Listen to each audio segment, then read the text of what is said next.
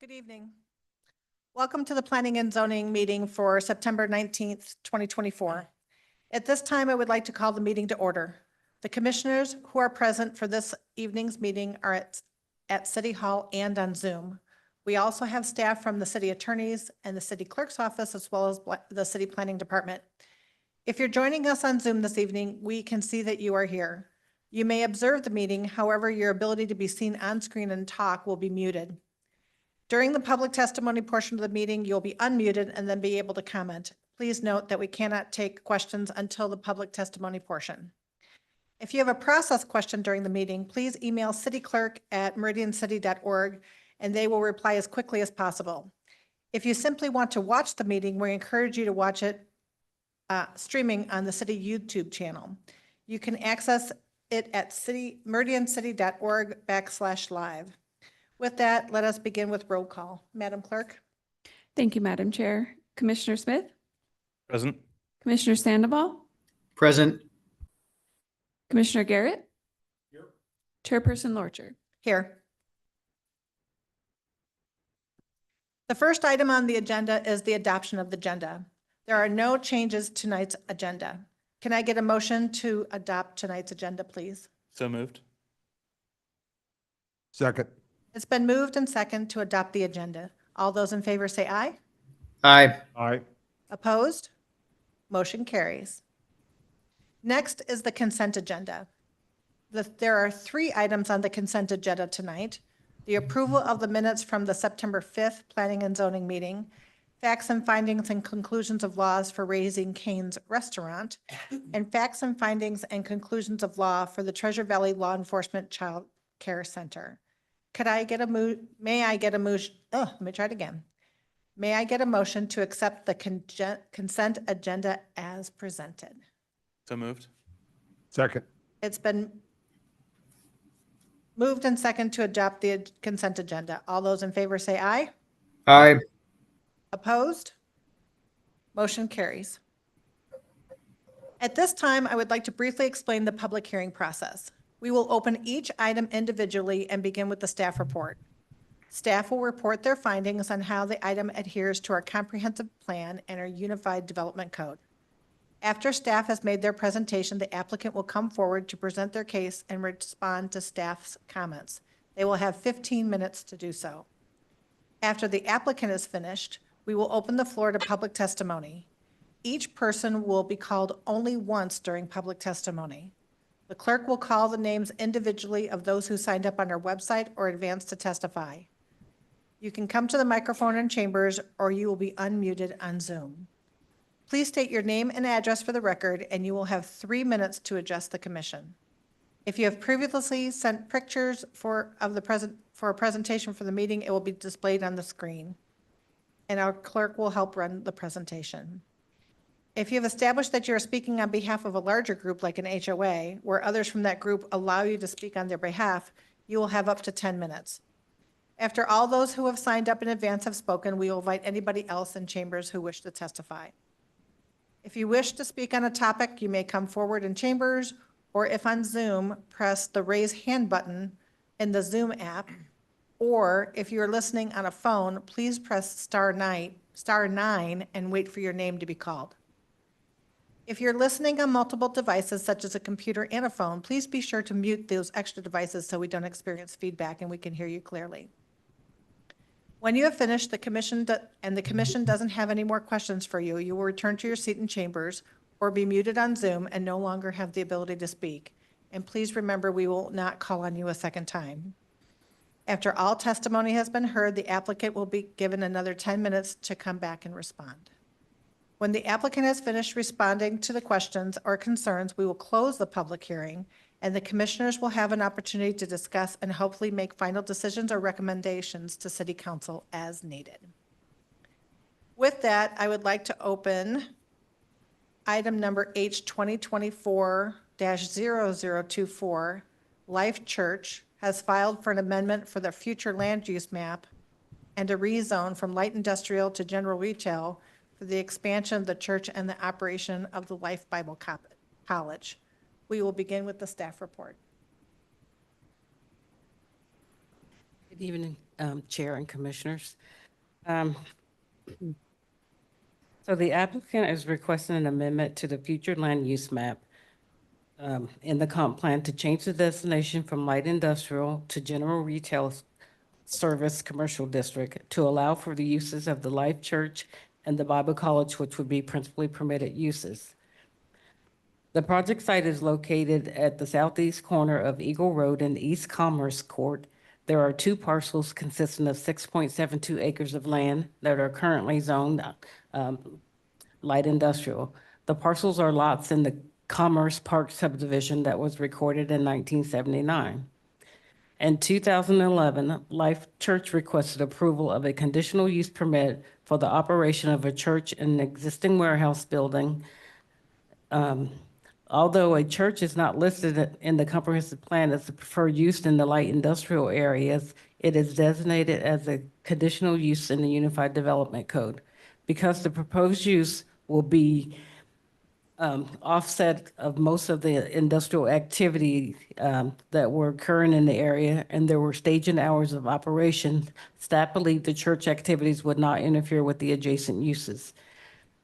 And furthermore, the building was currently vacant and being underutilized, and the comprehensive plan,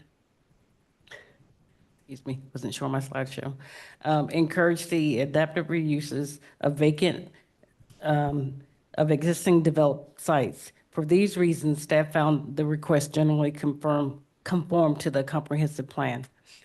As the comprehensive plan map amendment is needed to rezone the property from industrial to commercial, staff is recommending the applicant enter into a development agreement with the city. The current future land use map designation for the properties is general industrial and the zoning is light industrial. The applicant is requesting, again, a comprehensive plan map amendment to change this in the future land use map to accommodate the rezone to CG to allow for the uses of the church and the Bible, again, which would be principally permitted. Mixed-use regional is adjacent to the property to the west, and commercial is adjacent to the south, as you can see on the document on the screen. So after reviewing the comprehensive plan and the nearby properties, staff believes the requested commercial designation is appropriate given the proximity to the railroad and the surrounding industrial uses. Additionally, the commercial flume designation, which already exists to the south of the property, further supports this recommendation. The comprehensive, for industrial, the comprehensive plans identify industrial land uses and designation that allows for a range of uses that support industrial and commercial activities. Industrial uses may include warehouses, storage units, light manufacturing, flex, and incidental retail and office uses. So, and again, sample zonings for that is like light industrial and heavy industrial. For commercial uses, the land uses are identified as a designation that will provide a full range of commercial uses to serve area residents and visitors. Desired uses may include retail, restaurants, personal and professional services, and office uses, as well as appropriate public and quasi-public uses. Multifamily residentials may be allowed in some cases, but should be careful to promote a high quality of life through thoughtful site design, connectivity, and amenities. And again, sample zonings are the CG, the CC, and the CN. So the CG zone is defined as a larger scale and broad mix of retail, office service, light industrial uses, with close proximity to interstates or arterial intersections. Staff analysis of the requests are as follows. Alignment with the existing use. So the current use, the church fits better with the commercial destination where such uses are principally permitted. Under the general industrial designations, educational institution, under the general industrial designation, educational institutions are prohibited and churches require CUP. So compatibility and planning goes under the CZ zones suitable for the larger scale, again, broad mix of retail, office, service, light industrial uses, near interstates and arterial surrounding zonings. The properties to the south and northwest are zone CG, indicating the change to CG would be consistent again with the land use patterns and zoning designations. So the commercial designation will facilitate the continued operation and potential expansion of the church and the Bible school, promoting a more coherent and compatible land use pattern.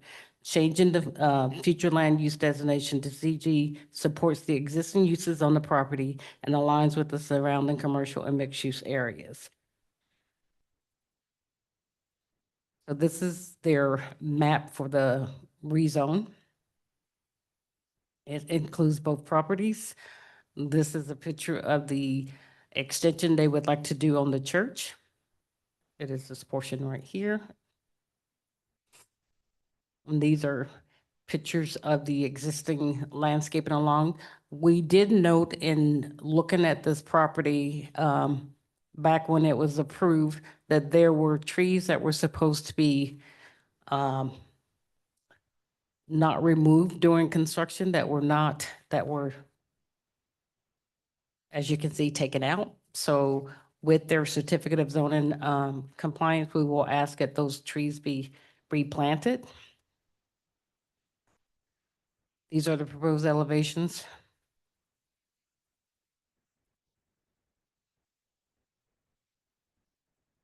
And these are just some existing pictures of the property.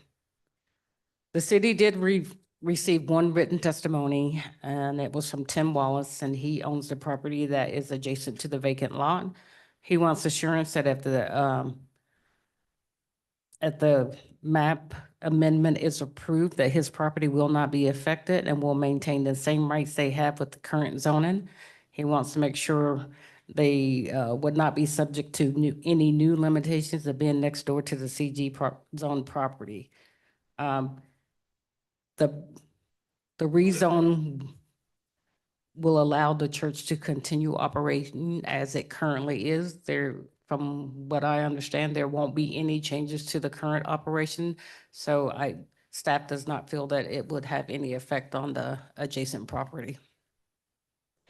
And with that, staff recommends approval of the proposed amendment to the future land use map and rezone per the provisions in section 5 in accordance with the findings in section 6.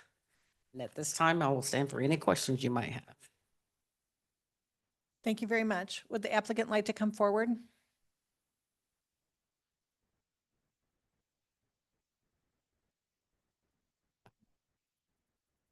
Hi. Hi there, Tamara Thompson. I'm with the Land Group. Our offices are at 462 East Shore Drive in Eagle. I'm here tonight representing the Life Church, and also with me is Pastor Wade Moore. Should you have any questions for him, just know that he's here. So before you tonight is a comp plan map amendment from general industrial to commercial and a rezone from light industrial to CG on 2 parcels. They're 4.22 acres and 2.5 acres for a total of 6.72 acres. Staff gave you a great overview, so I'm not going to rehash all of that. I just want to reiterate that the church is flourishing in their current location, and they wish to expand to the vacant lot that they own to the east of their current site. And this will be an additional building for the church. The school has 85 students, and they are not expanding the school. The school will stay as is, and they attend classes 10.5 hours a week. So it's not it's not every day and that kind of thing. It's Tuesday, Wednesday, and Thursday from the hours of 9 to 11:50 a.m. And then one evening they do from 6:30 to 9:20 p.m. So it's off of the peak hours, and it's a very short time. But just to reiterate that the Bible College is not expanding. The expansion is for the church because it's flourishing. Changing the future land use map and the rezone to CG supports the existing uses on the property and aligns with the surrounding commercial and mixed use areas. We have read the staff report and agree with staff's analysis and recommended conditions of approval. And we respectfully request your approval tonight, and we're here for questions. Thank you. Commissioners, are there any questions for the applicant before we take? No, I don't. Okay, thank you.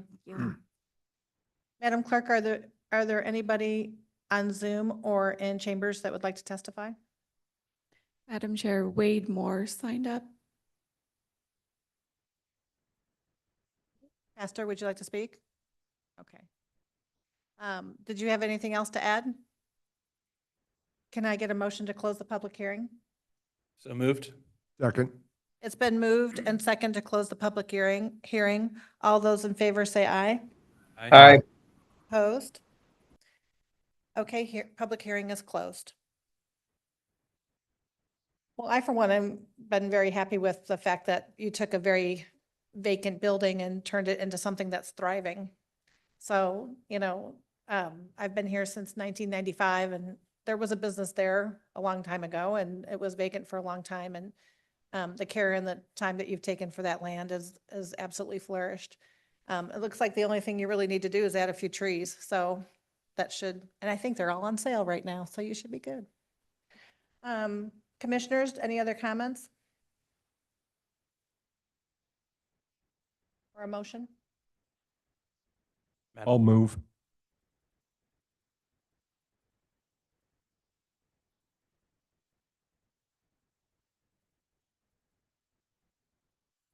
After considering all staff and applicant and public testimony, I move to recommend the approval to the City Council of file number H 2024-0024 as presented in the staff report for the hearing date of September 19th, 2024.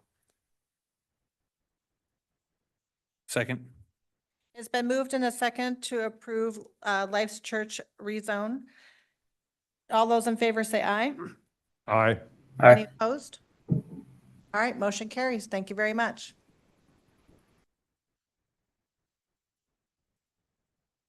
The next item on the agenda is Calvary Chapel has filed for a rezone from light industrial to community business. We will begin with the staff report. Thank you, Madam Chair. The next application before you is a request for a rezone. This site consists of 8.41 acres of land zoned IL located at 3600 West Nellis Drive. This property is part of the larger McNellis subdivision that was annexed back in 2004 with a development agreement and a preliminary plat. A final plat was later approved and recorded that included this property as Lot 4, Block 2, McNellis subdivision. The development agreement was later amended in 2011. A conditional use permit was approved in 2018 for a church use in the IL, Light Industrial Zoning District, on the subject property. A certificate of zoning compliance and design review application was approved in 2020 for a two-story church on this site, as approved with the conditional use permit. A subsequent certificate of zoning compliance and design review application was approved earlier this year for additional structures on the east side of the church to be used for youth and adult ministry and an office and a storage building at the northwest corner of the site. The comprehensive plan future land use map designation is mixed use non-residential. The applicant is requesting a rezone of 8.41 acres of land from the IL Light Industrial to the CC Community Business Zoning District, as shown in the exhibit on the left. No new development is proposed with this application. The applicant has been operating a private education institution, i.e. a Christian school for pre-kindergarten through 11th grade, out of the existing church and plans to move it to the new buildings east of the church in the future once they're constructed. Eventually, once funds are raised, a new school is planned for construction in the area to the west of the existing church. The existing IL zoning district prohibits private education institutions. The proposed CC zoning district will accommodate the church use as well as the private education institution and is consistent with the underlying future land use map designation of mixed use non-residential for the property. As a provision of the proposed rezone, staff recommends a new development agreement for the subject property that accommodates the proposed CC zoning and the church and private education institution uses. The new development agreement will only be for this property, and the property will no longer be subject to the existing development agreement and addendum for McNellis subdivision. No written testimony has been received from the public on this application. The applicant did submit a letter stating that they are in agreement with the staff report provisions. Staff is recommending approval. Staff will stand for any questions. Okay, thank you very much. Would the applicant like to come forward?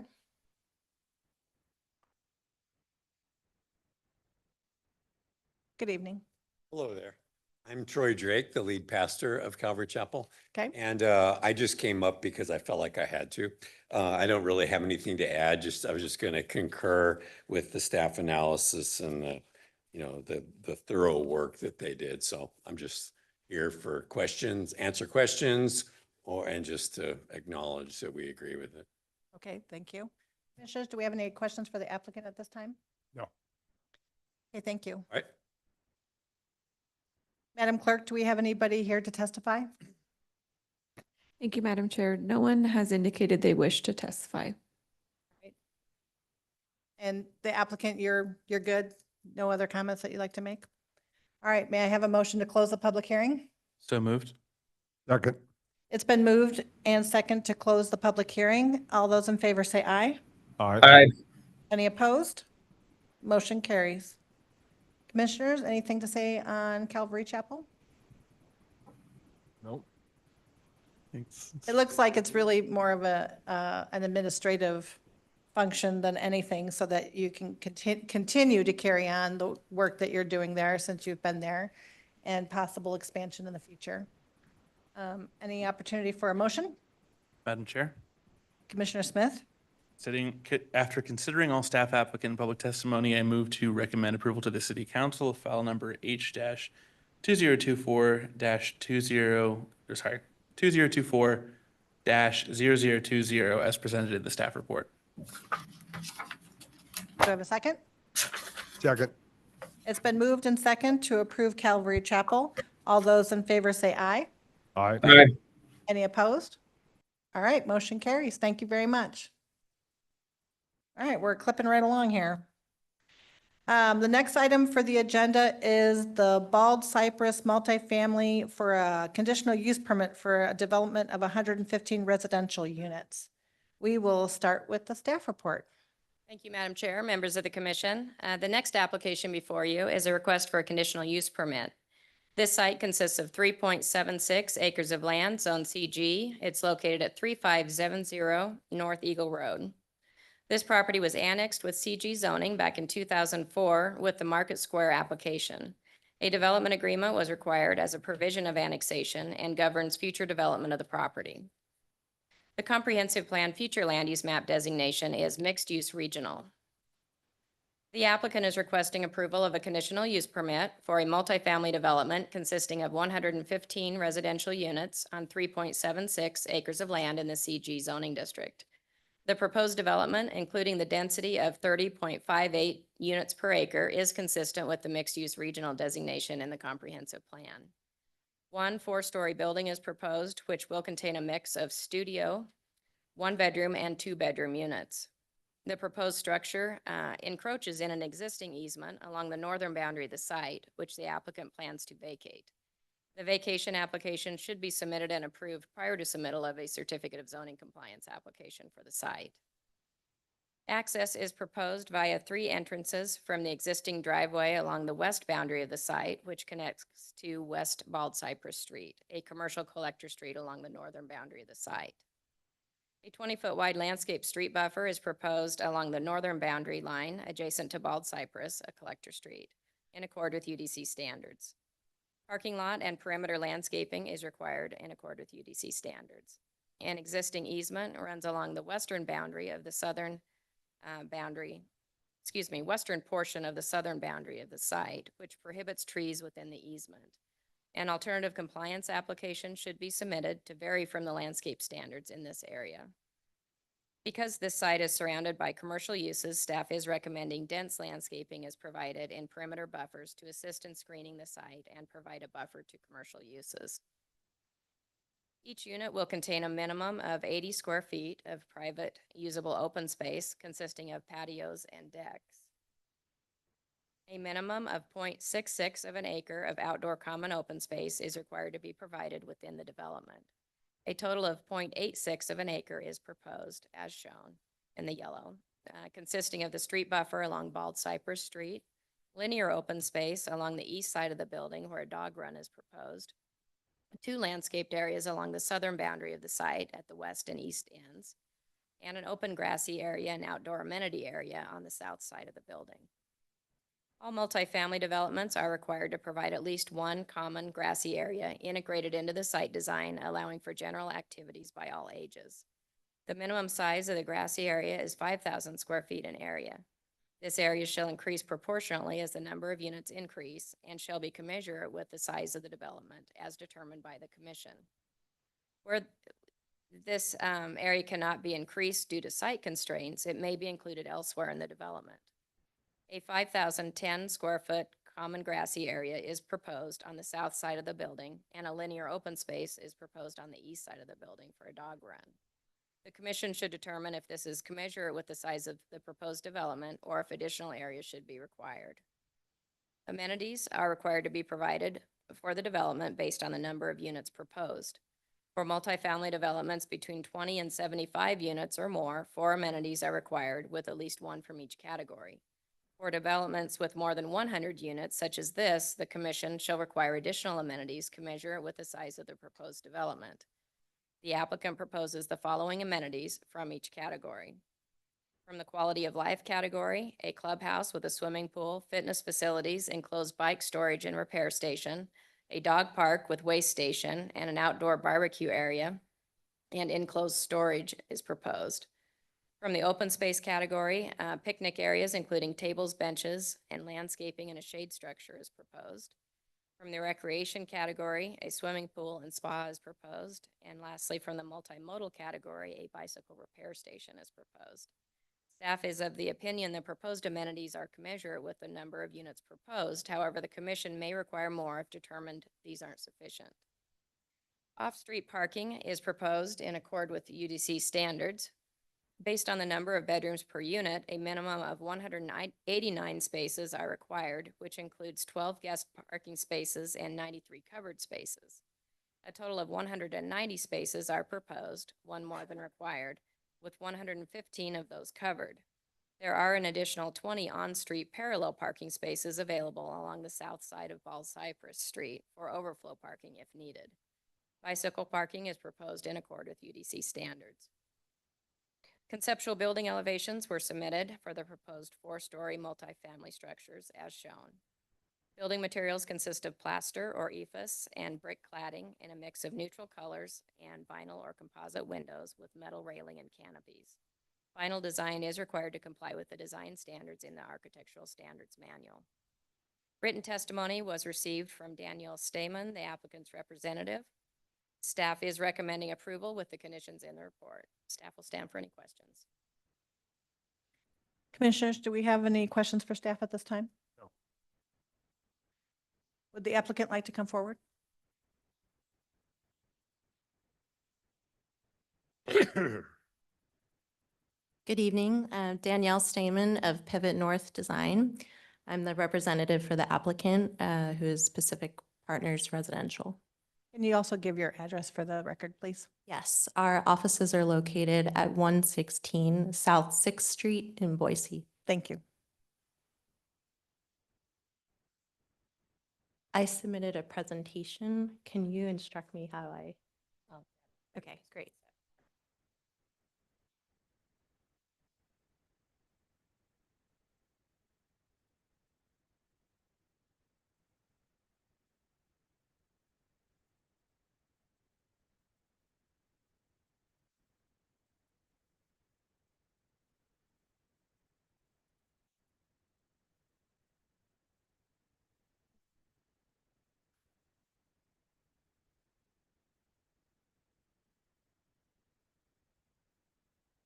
Trying to get to full screen and then the mouse is really delayed. Okay, great. Thank you for considering this proposal tonight. I'll go quickly. I think in general, we're in agreement with the staff report and willing to accept the conditions as stated. Okay, a quick overview. It's 115 units as stated. a mix of studio, 1 and 2 bedroom apartments, and then residential amenities that go along with that. Wanted to emphasize that we are fitting nicely within the comprehensive plan intentions, linking into an existing vehicular and pedestrian network. There is also a transit stop nearby to the site, which is in walking distance. So here you see different uses represented, and in green, that's a high-density residential use. So we feel that this does help give a mix of uses as intended in the future land use map for this area. It's helping to balance out what's otherwise a very commercial and retail-dominated neighborhood. Some ideas of what's to come. Across the street, across Bald Cypress, is actually City of Boise jurisdiction. Our client previously did this project. It's Meritage West. So the Bald Cypress project is intended to have a similar look and feel, similar amenities. This project has also a pool, outdoor barbecue area, bike parking, and really nicely integrated ground level units with the pedestrian sidewalk network.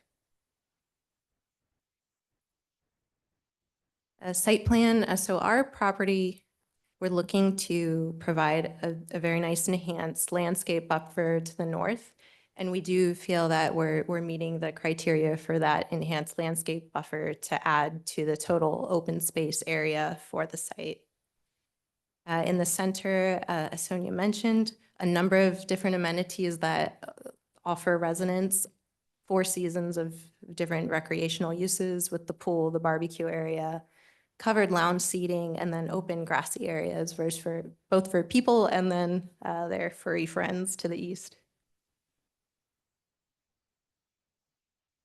This is what we think it may end up looking like from the north boundary. This is a view from the entrance, which would be closest to Eagle Road on Bald Cypress, and then another view from the Meritage West property, which is closer to North Records Ave. I wanted to point out the existing streetscape. There are some nice trees that we'd like to integrate. Appreciate the opportunity to leave the trees as is because they're quite nice. On the right here, we see Meritage West, which provides a similar enhanced landscape buffer that we intend to provide. Ours is a attached sidewalk on the other side of Bald Cypress Street, but similarly, we're tying in those entry-level units, some native landscaping, patios, and just kind of a softer edge from public to private realm. A similar idea about landscaping, native plants, a mix of varieties of species, create some nice textures and color. On the left, you see those existing street trees, which we'd like to keep on the Bald Cypress site.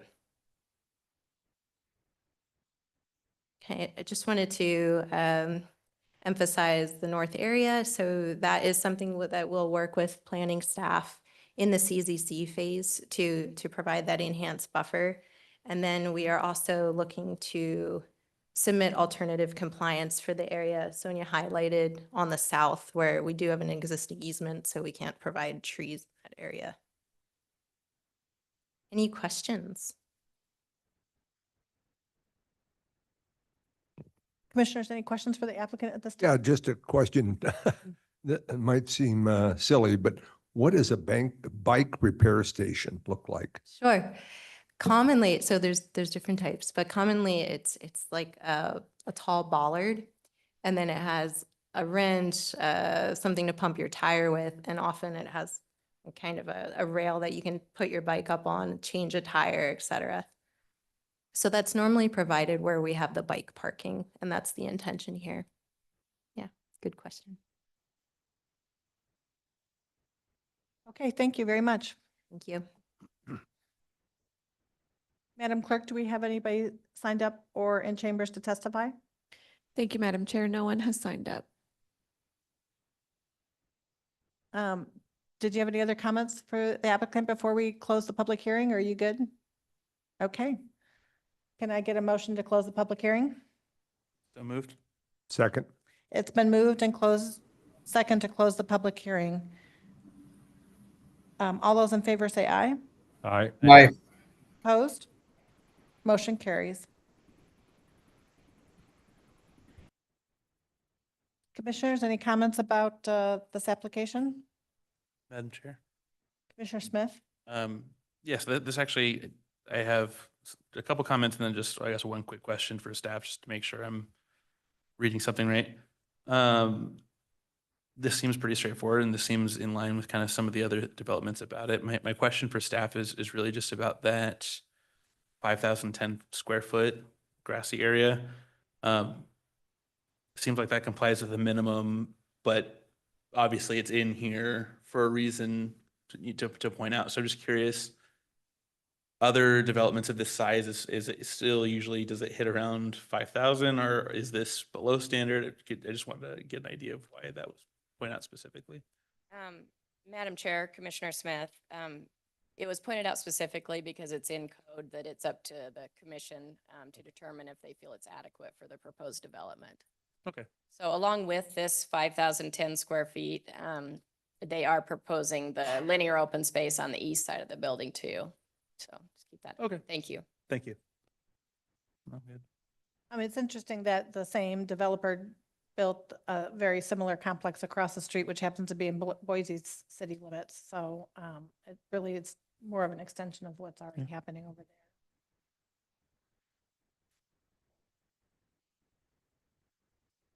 Madam Chair? Commissioner Smith? I would like to make a motion. After considering all staff, applicant, and public testimony, I move to approve file number H-2024-0028 as presented in the staff report for the hearing date of September 19th, 2024. Do you have a second? Second. It's been moved and second to approve Bald Cypress multifamily for a conditional use permit. All those in favor say aye. Aye. Opposed? All right, thank you very much. Motion carries. All right, we get good to keep going? I guess we're kind of going along here. The next item is Outer Banks for a conditional use permit for a multifamily development of 549 residential units. We will start with the staff report. Thank you, Madam Chair, members of the commission. The next application before you is a conditional use permit. This site consists of 19.34 acres of land. It's zoned R40 and CC, and it's located off of the southwest corner of West Franklin Road and South 10 Mile Road. This property is part of the larger Outer Banks subdivision that was approved in 2021 with a development agreement. A preliminary plat and a conditional use permit for a multifamily residential development was also approved at that time. A final plat was later approved and recorded that included this property. The conditional use permit was for a multifamily development that has since expired. The comprehensive plan future land use map designation for this property is mixed use commercial and high density residential with a small sliver of mixed use residential along the southern boundary. It is within the 10 Mile interchange specific area plan. A conditional use permit is requested for a multifamily residential development consisting of 516 residential units, which consist of 364 apartments, 126 flats, and 26 townhome style units on 19.34 acres of land in the R40 and CC zoning districts. I would just like to make a note that there are also 33 vertically integrated residential units proposed. However, conditional use approval is not required for those as the use is principally permitted in the district. The proposed conditional use permit maintains all elements of the previously approved project and updates those areas impacted by zoning code changes that have occurred since the original approval. It's essentially the same project. The proposed development plan is in substantial compliance with the conceptual development plan and building elevations included in the development agreement as required. The proposed gross density of the development is 26.7 units per acre, which is consistent with that desired in the comprehensive plan for this area. Access to this site is provided via West Franklin Road and South 10 Mile Road, existing 5-lane arterial streets that run along the northern and eastern boundaries, and West Cobalt Drive, an existing 3-lane collector street that runs along the southern boundary of the development. The Kennedy Lateral bisects this site within a 55-foot wide easement and is proposed to be piped throughout the development. And that is this area right here, if you can see my cursor. The street buffer along Cobalt Drive is existing and was installed with the subdivision improvements. Internal parking lot and open space landscaping is required with development in accord with UDC standards. Open space is proposed within the development in excess of the minimum standards. A minimum of 4.95 acres of qualified open space is required. A total of 5.45 acres is proposed, consisting of the street buffer along Cobalt Drive, linear open space within the Kennedy lateral easement and other areas, and internal common areas integrated into the site design where amenities are proposed, several of which are over 5,000 square feet in area. Each unit will contain a minimum of 80 square feet of private usable open space consisting of patios and balconies as required. Site amenities are proposed within the development from each of the required categories as follows. From the quality of life category, clubhouse with the fitness facilities, dog washing facilities, internet cafe, co-working center, game room, and a dog park with a waste station is proposed. From the open space category, 2 plazas, a fire pit, and 6 barbecues are proposed. From the recreation category, a swimming pool, walking trails, 2 sports courts, i.e. bocce ball and pickleball, and children's play structures are proposed. From the multimodal category, 4 bicycle repair stations are proposed, which include stand, repair tools, and tire pump.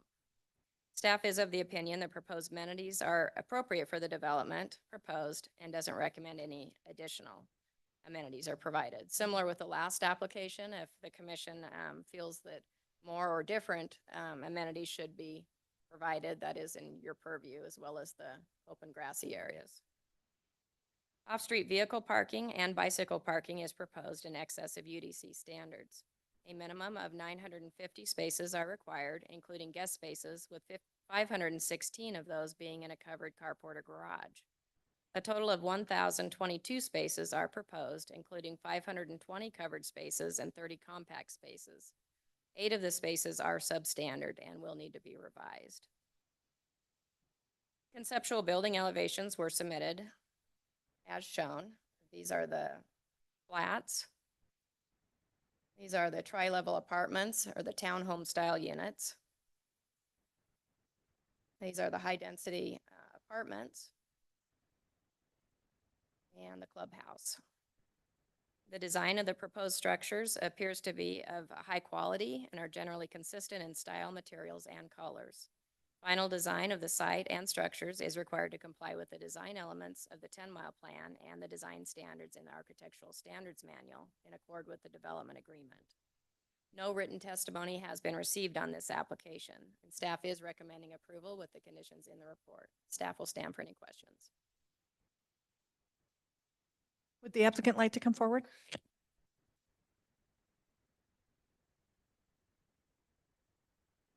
Hi, everybody. Hi. Heath Clark, 251 East Front Street, representing the applicant. And Sonia, do you have that presentation for me? So I will be brief on this one as well. Just maybe, I thought I'd just give you a little bit of background as to why we're here. You don't usually see a project this big have to come back and get another conditional use permit. Oftentimes when conditional use permits lapse, it's because, project's not moving, people aren't doing anything, the ground still looks the same as it did the day that the application was approved. That's not the case on this one. This application has been hard at work for the last several years since we got our approval. The commercial area, I'm sure you guys have all driven by it, you've seen the new stores going in, very successful already. On the residential side, since the work has been going on that for the last couple of years, in fact. So back in 2022, let me just give you here a list. Back in 22, in fact, we had already installed the entire length of Cobalt Drive. And if you ever want to have lunch with me and experience PTSD, we can talk about the process of building Cobalt Drive and getting all that approved back in the day. Bill knows what I mean by that. But at that point, we had tiled the Kennedy lateral. We had sewer mains and hydrants in. And I can show you a couple of pictures here as well. We had the roads in the residential areas cut earlier this year. So, this is not a situation where nothing's gone on out there. It's a situation where Meridian has a very restrictive code, and one that if you're not used to it, you wouldn't expect that if you've done this much work, that you need to go renew your conditional use permit. And Meridian's code is unique. So Boise's code says that you have to initiate construction of the improvements, including installation of utilities, which is I think a more reasonable standard.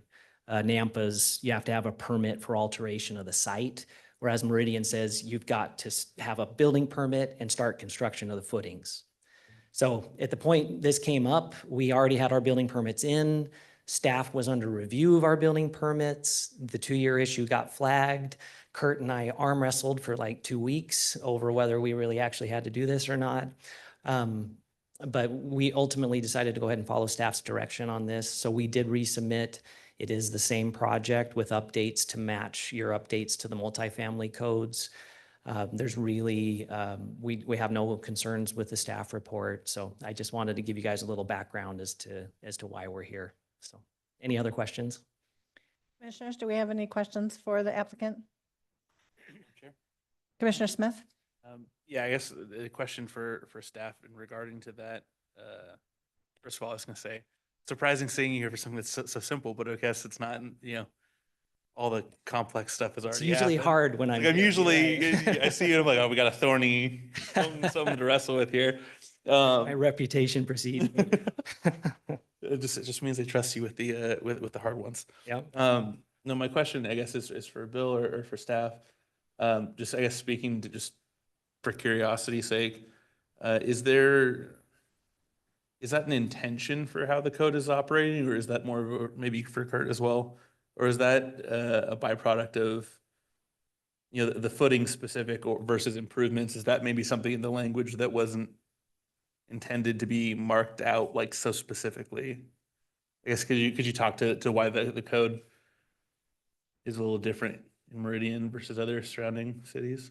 Chair, members of the commission, it's like anything. You have 10 jurisdictions, you have 10 different interpretations or 10 different codes.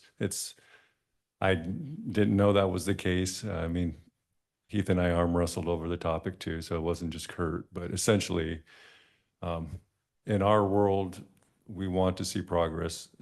I don't disagree with the applicant that when you commence with the subdivision, it makes sense that you're commencing with development.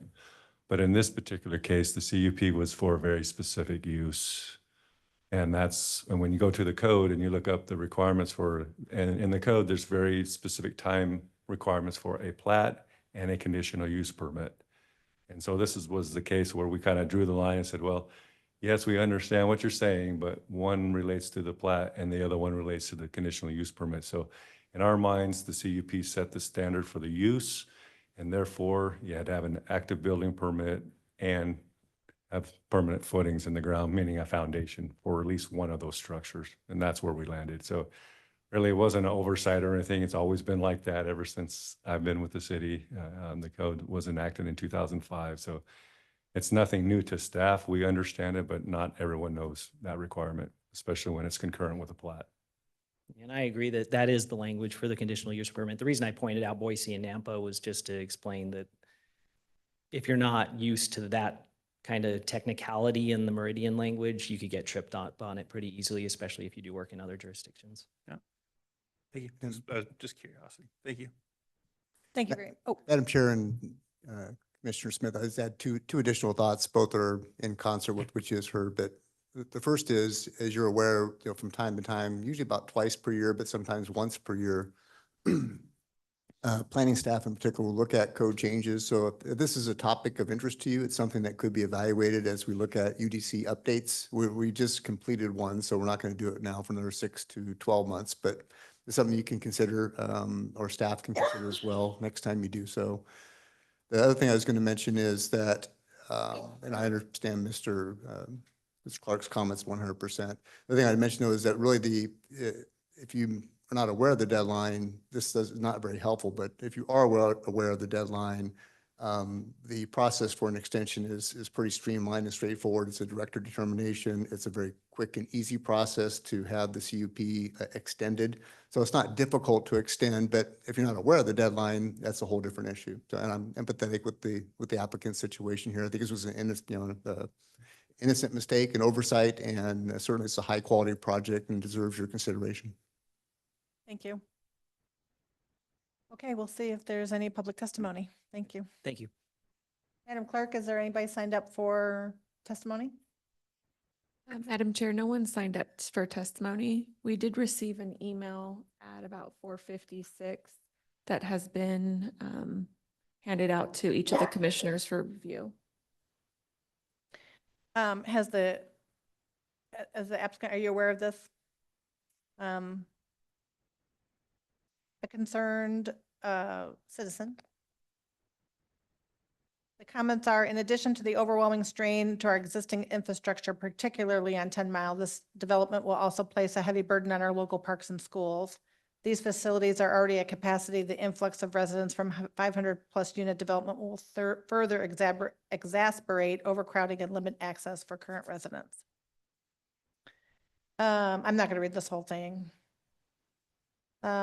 They believe that there's a more reasonable, sustainable approach that would reduce the number of units proposed for Outer Banks. Having the number of units significantly mitigate the negative impacts on traffic, infrastructure, parks, schools, while still providing much needed boost to our local economy. And this citizen would like us to consider those concerns when we make our decision. Are there anybody else signed up? Would you like to address that at all? Madam Chair, as Mr. Clark comes to the podium, we've had this discussion and for other applications. I'll just mention briefly that this project has most of its entitlements in place, including a development agreement. So this is not really a question of whether or not this project will move forward or not. It's what conditions might be appropriate given the size and magnitude and the particular nuances of the project. But this project has most of its entitlements already. Madam Chair, Heath Clark, 251 East Front Street. I agree with Mr. Starman and won't belabor that point, other than just to say that the traffic impacts were studied at the time. We had, speaking of arm wrestling, we had a lot of arm wrestling at that point with ACHD to make sure that this was designed appropriately and had the appropriate accesses. You have updated letters from the school district. And I would just also point out that with your multifamily standards, the changes that you've made, the additional open space, all these things that you've required, we've bumped everything up beyond what was already an above and beyond application. So we anticipate that most of those things are going to be handled on site. And I think that when folks see this thing built, especially with the pathway along the Kennedy Lateral, it's just going to be a really cool amenity, a very nice mixed use project that's very consistent with what the 10 Mile plan envisioned. And with that, I would just remind you of what Mr. Starman said. So, All right, thank you very much. thanks.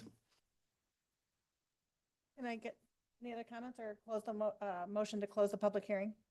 So moved. Second. It's been moved and second to close the public hearing. All those in favor say aye. Aye. Any opposed? All right, motion carries. Madam Chair. Commissioner Sandoval? So, Mr. Clark, I'm actually at the PMI Global Summit right now in LA, so I can't be there in person, but you'll be happy to know there is a new measure of success for projects officially. It's no longer the typical 3 constraints of budget, schedule, and scope, but rather a successful project is one that is worth the effort expended, and I hope that's a yes for you. As far as the CUP, it was already approved. This seems to be more of a formality to keep it moving forward. Things look great. I think we should approve. Okay, thank you very much. Madam Chair. Commissioner Smith? I'll echo those sentiments. I think, the public comment to me reads as someone who might be learning about this development recently and seeing it as something that is new, but this is progressing along, and When I first looked at it, my first comment before realizing that this has already been progressing is, wow, this looks really great. So I'm excited to see this keep going forward, and I fully support as presented in the staff report. Okay. You want to put a motion with that? Sure. Yeah. After hearing after considering all staff, applicant, and public testimony, I move to approve file number H-2024-0026, as presented in the staff report for the hearing date of September 19th, 2024, with no modifications. Second. It's been moved and second to approve Outer Banks a conditional use permit. All those in favor say aye. Aye. Aye. Any opposed? All right, motion carries. Thank you very much. Madam right. Chair, before we move on to the next item, I just want to let the commission know that the applicant for Pivot Point is stuck on the freeway. And so we are asking if we could potentially swap Pivot Point project with a Meridian OZ project tonight. Is Meridian OZ here? Too? Any objections from anyone? All right, let's, we can just switch, right? Okay. Well, then we will go forward with Meridian. I don't know if you pronounce it Oz or OZ for a conditional use permit modification for a multifamily development. We will begin with the staff report.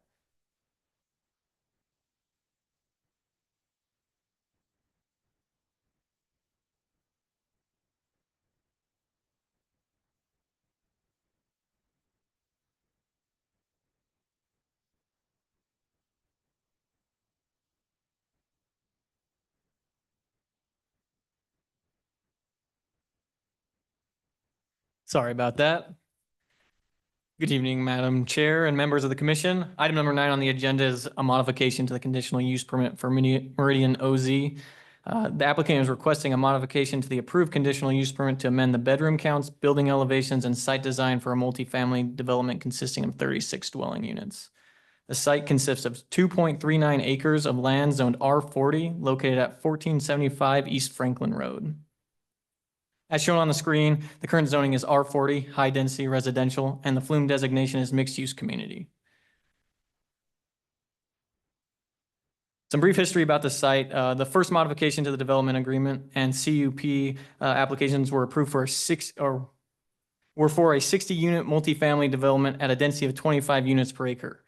This project was denied by City Council due to the density not aligning with the existing DA and the proposed sole access via Locust Grove presenting significant traffic safety concerns. However, the applicant came back and the previous CUP was approved for 36-unit multifamily development at a density of 15 units per acre. Access is proposed via South Locust Grove. No access is proposed or allowed via East Franklin Road. The applicant is proposing a change from the approved CUP, which allowed for 36 two-bedroom apartments. The modification is proposing the bedroom count to be reduced to 18 one-bedroom and 18 two-bedroom units. Additionally, the site was redesigned to reduce the building count from 8 garden-style apartments to 3 climate-controlled apartment buildings. A total of 16,664 square feet of common open space is proposed when only 9,000 square feet is required. The redesign of the site has created more open space for the residents, creating a more integrated project. The applicant is proposing the following amenities: an outdoor clubhouse, an enclosed bike storage, picnic area, pathway, and bike repair station. The proposed amenities meet the minimum standards, ensuring the development supports the quality of life, open space, and recreational needs of the residents. The applicant has altered the building elevations to incorporate a mix of EFIS siding, mixed metals for accents with a neutral color scheme throughout. The final design for all structures are required to comply with the design standards in the Architectural Standards Manual.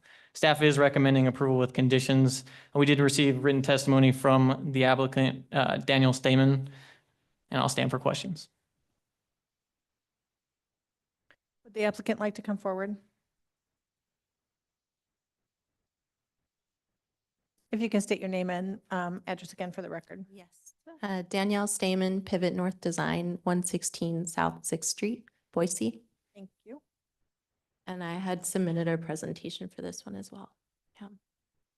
So just some clarity, the design that Nick placed on the left was the previous proposal. The design you saw on the right is the current proposal.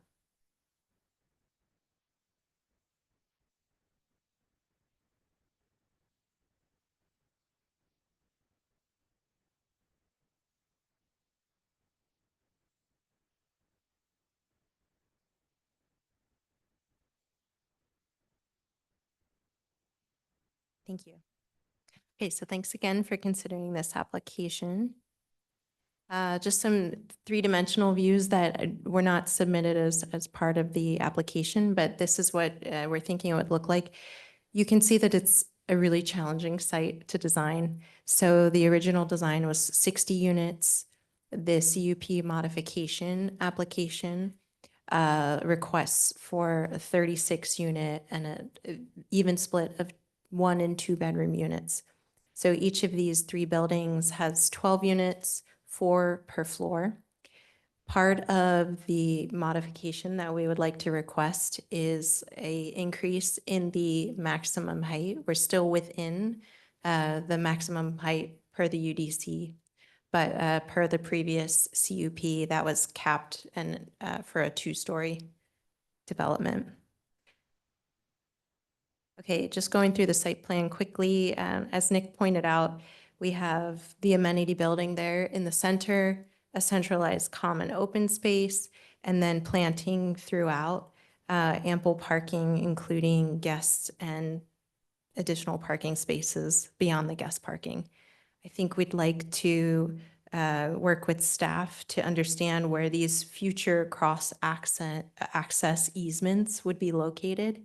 And just understand the viability of neighboring sites that we can't control and kind of their appetite for those easements. The main chunk that you see taken out of the site is an ACHD stormwater site, quite well maintained, I would say, very nice to look at, pleasant. That is fenced in, so there are some stipulations where we would provide a more aesthetic fence at that boundary. And then we're providing a pedestrian pathway that goes through the site and connects Locust Grove to Franklin Road. And some 3-dimensional renderings of the 3 buildings. And then the proposed amenity space.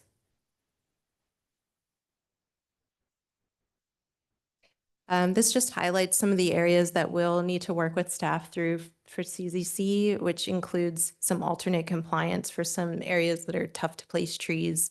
As you can imagine, this site has a lot of overlapping easements, building footprints, buffers. There's about 8 property lines to react to. So we'll work through that with Nick, and we're in agreement with the conditions of the staff report. Okay, I wanted to point out that to the west, there actually is already a buffer that's in the form of a very narrow parcel between our site and the neighboring commercial site. So that's something we can work through. Any questions? I have one. So the ACHD storm drain. So you had mentioned that you were going to create a pathway through that or around it? Around. So that pathway would be on our site. That site is actually, it's fenced in a way that suggests that ACHD does not want anyone in there, right? Liability. So the fence would be, I think the goal is a replacement of that fence with a more aesthetic fence. I believe it's chain link right now. Right, with barbed wire at the top. Oh, okay. Yeah, so we'll have to work with HCHD and understand their security concerns and then aesthetic concerns of the city and our development. Thank you. Yes. Commissioners, any other questions for the applicant? Madam Chair? No. Mr. Smith?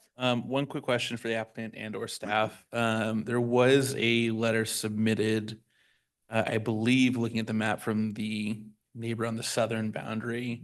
It's talking about the entrance would potentially block the infiltration ditch that helps stormwater runoff from their property into the collection, stormwater collection. Just curious how that's being mitigated. Is that, what's the standard practice? I'm far from a stormwater mitigation expert, so I'm just curious about that. Yeah, that's interesting. There's some challenging grading at that location. I'll pull up the aerial. So I think I can grab the cursor. The cursor reacts to my movement about 5 seconds after I move it. So basically where our parcel touches South Locust Grove Road there, I think you're saying the owner to the south, their drainage goes over that part of the site to get to the ACHD parcel. That is my That's understanding. what it sounds like. Comment, yeah. So we do have some proposed grading that keeps our drive aisle at a somewhat accessible slope. So I would have to get with the civil engineers and convey that concern. And we can certainly reach out to that property owner. Also, and fire was okay with only having one entrance off of Locust Grove, or would they have access off of Franklin? So they would not have access off of Franklin. It would be through the site, and we have a fire, a turnaround at that topmost inset for parking, the second from the top. You'd see Oh, I see. those. Okay. Yeah. Mhm. I believe the fire department was happy with the plan. It's a challenging site, that is for sure, It is. especially with ACHD, taking the middle, Right. whole thing. All right, commissioners, any other questions for the applicant at this time? No. All right, thank you. Yes, thank you. Madam Clerk, do we have anybody signed up to testify? Madam Chair, we had a Lindsay Uechi sign up. I did see a Lindsay online, however, oh, she here? Okay, she's here. Come on up. Hi, if you could state your name and address for the record, please. Hi, I'm Lindsay Uechi and I live at 185 South Locust Grove. That's the property directly south. Okay. So I'm speaking first and foremost to ask why the planning staff has required the applicant to depict a cross-access walkway onto my private property. In the previous ones, they required a closed vision fence, which was not required to be depicted this time. I live steps away in that home alone by myself. And now there will be a walkway going from the apartments to my home. Also, it's flood irrigated and the irrigation will have nowhere to go once there's a driveway there. It's just going to puddle at the front end of the driveway. I could understand leaving space for cross-access in the future, leaving the space for it, but depicting a walkway that literally walks onto my property feels very unsafe and intimidating. I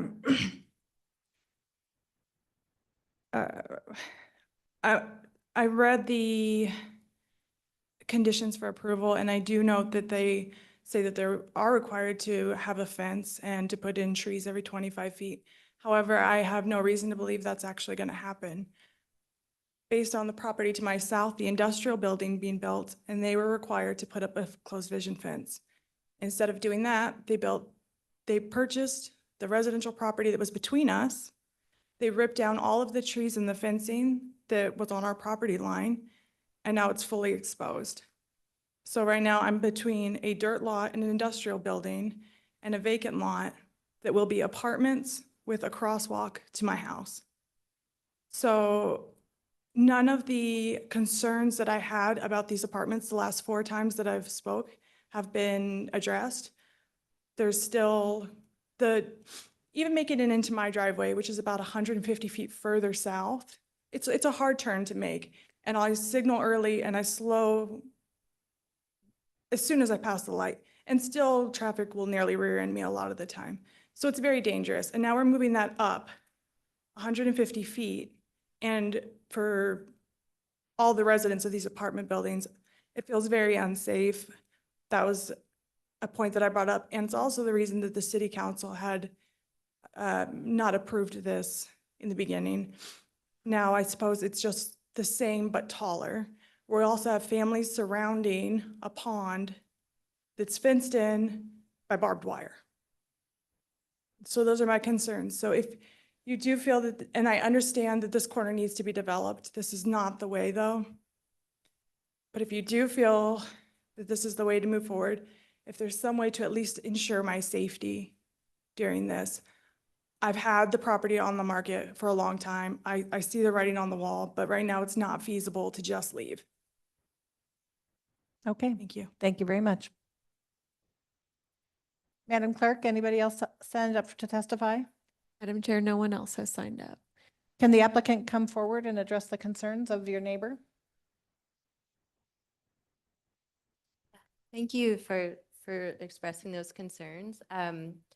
Our development team was not aware of those concerns, but I do agree. And actually, the property to the south is technically, I believe, not incorporated into the city of Meridian. It's an Ada County jurisdiction. It's an RUT zone. So I would question, we are putting the cross access easement in at the request of planning. I would question whether that's applicable when a property in the city of Meridian is adjacent to a non-city of Meridian parcel. So perhaps that requirement could be removed from the south property line, give some assurance, for those comments. I think they're very valid comments. And then I think the other concern was the flooding. Right. I think what we'd like to do is exchange information and work with our civil engineers on how we can address that, because obviously that will be a problem for our site as well that we'll need to address in terms of drainage. Okay. I think those were the two, the cross access, the flooding. The trees. And the trees are on the south side of the property on the industrial, so it's actually at the other end. But you have a landscape plan that would do. create a buffer for the south, her parcel south of you, correct? Right. And my understanding is the planting requirements are a condition of the CUP modification. So I think we can all be assured that we will be required to comply with the trees. Okay. Commissioners, do you have any other questions for the applicant before we close the public hearing? No, I think the other person's comments were very valid, and I think they have to be addressed. I think you're going to have to go back and look at that flooding issue and also that crosswalk onto her property. My understanding is we're removing the crosswalk requirement. Is that a consensus? So, as far as with on the site, what we had originally liked to see is actually have the cross access moved closer to Locust Grove and not where it is shown on this current site plan. Danielle actually did send me an updated plan this afternoon that is actually showing it moved closer to Locust Grove. It's not quite exactly where staff would like to see it, but we do know that there's some grading issues out here. So staff is definitely amenable to working with the applicant to make some changes to the site. As far as the sidewalk itself, there's no actual sidewalk going onto the southern property. It's just stubbed to it for future development because that property will redevelop in the future, but I totally understand the concerns. And I definitely think staff would be amenable to moving it closer to Locust Grove or at this time, just, not requiring it. I think that if that's the way that the commission would like to rule, I think staff would be in favor of that. Okay. All right, thank you very much. May I have a motion to close the public hearing, please? So moved. Second. It's been moved and second to close the public hearing for file number H 2024-0002. All those in favor say aye. Aye. Any opposed? Motion carries. Madam Chair? Commissioner Smith. First off, I want to say, so I remember this last time this development came up, and I believe I voted to approve it with a lot of heartburn. This looks so much better. I think there are some things we need to iron out, but I'm very happy about this. Regarding the crosswalk, a question for staff.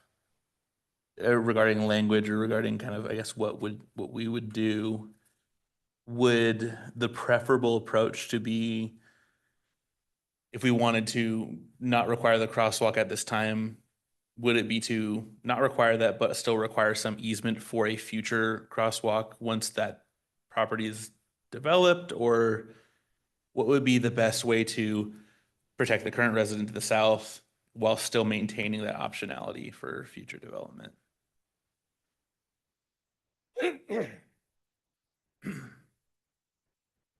So yeah, as far as with that, the reason we're requiring it now is because if we don't get it now, there's no point in the future that we could require it to be reciprocated.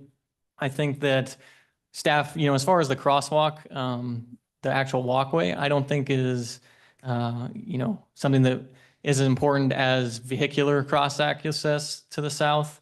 Is really what we'd like to see, because when that property to the south does redevelop, they're probably going to share an access. Ideally, in a perfect world, that's what we would like to see, and that's probably what Ada County Highway District would like to see.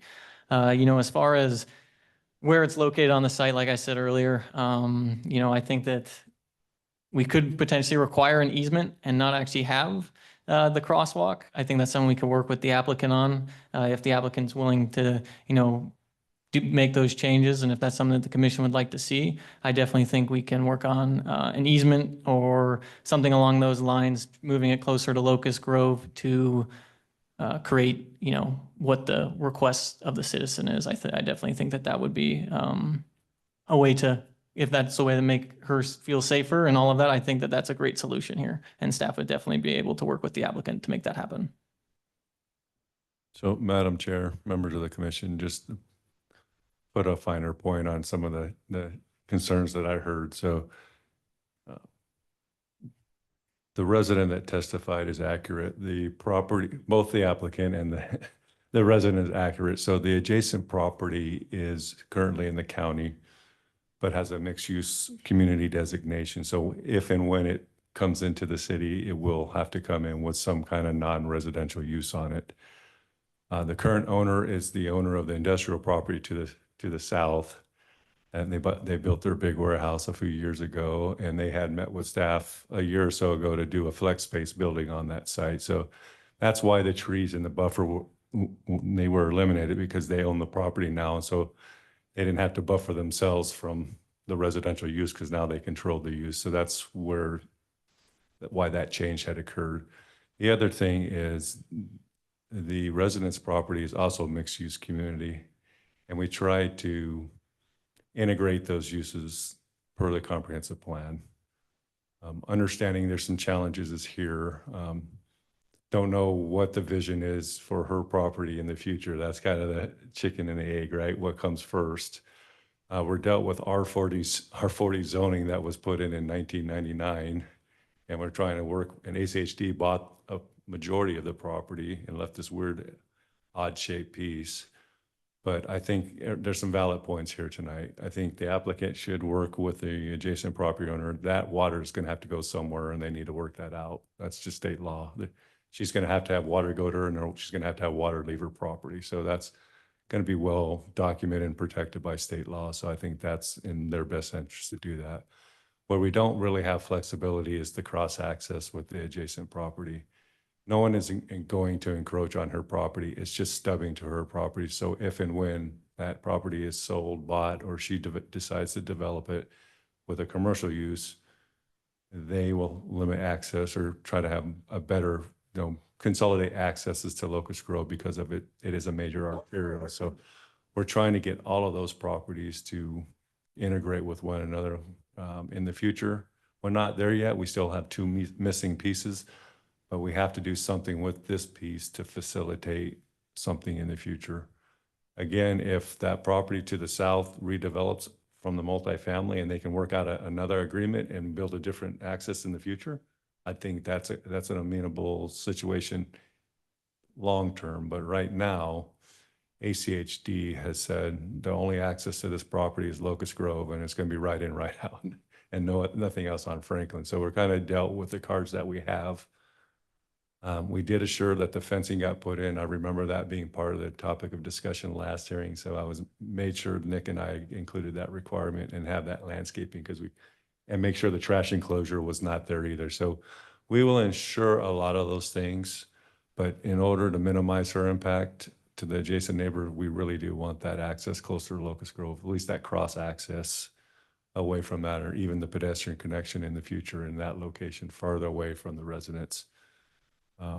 Until a later date, or until she decides to do what she wants to do, and maybe the new owners can work with the apartment owner and they can figure out a better situation. But right now, we have what we have in front of us tonight. We have an active application and we have someone that has some concerns, and I think they're valid as well. So whatever we can do to try to improve those things, I think it's a good idea. But we can't just eliminate them. Correct. Okay. So I guess I need a better definition of what cross-access is, because I'm kind of envisioning you come in off of Locust Grove, you can turn left into her place, or you turn right into the apartment complex. So how is there going to be a barrier so that she has access to be able to get back on Locust Grove, but the people within that community don't? Is there like a big red and white sign that says for future land or for future expansion? I mean, as a homeowner, the last thing you want to feel is like you're being kicked out of your house, right? And with the property to the south of you being industrial, and now you've got a multifamily on the other side, you're like a little guy right in between. And I don't know your situation. This could be a family home. You might, your grandmother had it, you plan to keep it in the family. You're going to be an island among all of these things. And you want to keep your space the way it is until you're ready to go. So for the city's portion of it, when you say cross-access and limiting that, what does that look like? Yeah. Chair, members of the commission, the goal is, if Nick can pull up the site plan, the perfect scenario is they'd split an access right on the property line, but we don't have that situation here unless they can reach that agreement with this property owner. So again, the resident won't lose their access to her property until she comes in and annexes in, and we evaluate her development for her property, her development they bring forward. So really the intent is whoever in the future, the apartments will have a right in, right out on Locust Grove, and then basically right where their first parking area is, that driveway will stub right to her property. That's it. That's all that's going to be required. But there'll be a barrier so nobody can go Yes, through. correct. That won't be, no one's accessing it or using it until such time as it's reciprocated and that property comes in and annexes into the city. And then at that point, maybe both of these property owners say, we don't like this. We need to get full access to these apartments. And maybe they go farther, they go deeper, farther south on Locust Grove and build another access that everybody else is more beneficial to all of the properties along Locust Grove there. We just don't know at this point. But setting it up and minimizing the impact for the residents in the future makes a lot of sense. So the closer we could get that access and that shared access to this property or to her property makes a lot of sense, because that way we won't have potential commercial or flex space traffic driving through an apartment complex. Right, yeah. We don't want Like that. driving through her driveway just to cut through. Yes, exactly. Okay. All right, thank you. Commissioners, any other comments? Did we close the public hearing? Where am I? I don't know. Where am I at? Where am I at? Do you remember? I'll defer to Madam Clerk, but I believe you did close the hearing, but We close the public hearing? Okay, all right, so we're deliberating. That's where we're at. Okay, sorry about that. Got caught up in the weeds there for a second. Madam Chair, Commissioner Smith? I guess I like the approach of ensuring there is a barrier that no one's going to be turning onto that southern lot. I'm still a little stuck on the crosswalk. It seems like we're at a spot where like it would be nice to have it, but we don't really need it right now. But we, in order to make sure it happens, it's got to happen. I guess I'm struggling with the idea of I don't really love the idea of putting it directly next to Locust Grove, where there's a crosswalk where people feel protected, right next to a turn. maybe it'd be nicer to move it further toward Locust Grove, but not immediately adjacent, but that still, I think, doesn't address the issue of people feel like they can now walk south onto my property. So I guess I'm at a bit of a stuck spot, and I guess what would be helpful to me here, because from my perspective, I don't think I can support that crosswalk right there. So the question is, what is the least damaging thing we can do here? Is it not requiring that crosswalk? Is it, we can't ask for them to do it in 5 years. What is I guess if you have any thoughts, I know there's no real like code-based thing, but I guess in your professional experience, is there something we can do here to try to provide for that crosswalk access in the future without, making the southern resident feel unsafe? It seems like the answer might not be what I want it to be, but just throwing up a prayer right now. So Madam Chair and members of the commission, just a little bit outside of my area of expertise, but I guess I'd just maybe a similar comment to what we're talking about with regard to the cross-access easement for vehicular traffic. A similar solution might be applicable to the walkway as well, where because as already mentioned, if we don't obtain the easement and the improvements now, we don't have a tool to obtain that walkway later. But you could, just as we talked about for cross-access for vehicles, you can put a barrier at the end of the sidewalk as well to make it very clear to anybody that, the sidewalk ends at this point and, do not proceed past this point. So there's probably some visual barriers that could be installed that would give visual clues to people that they should not proceed past that point. That's a thought.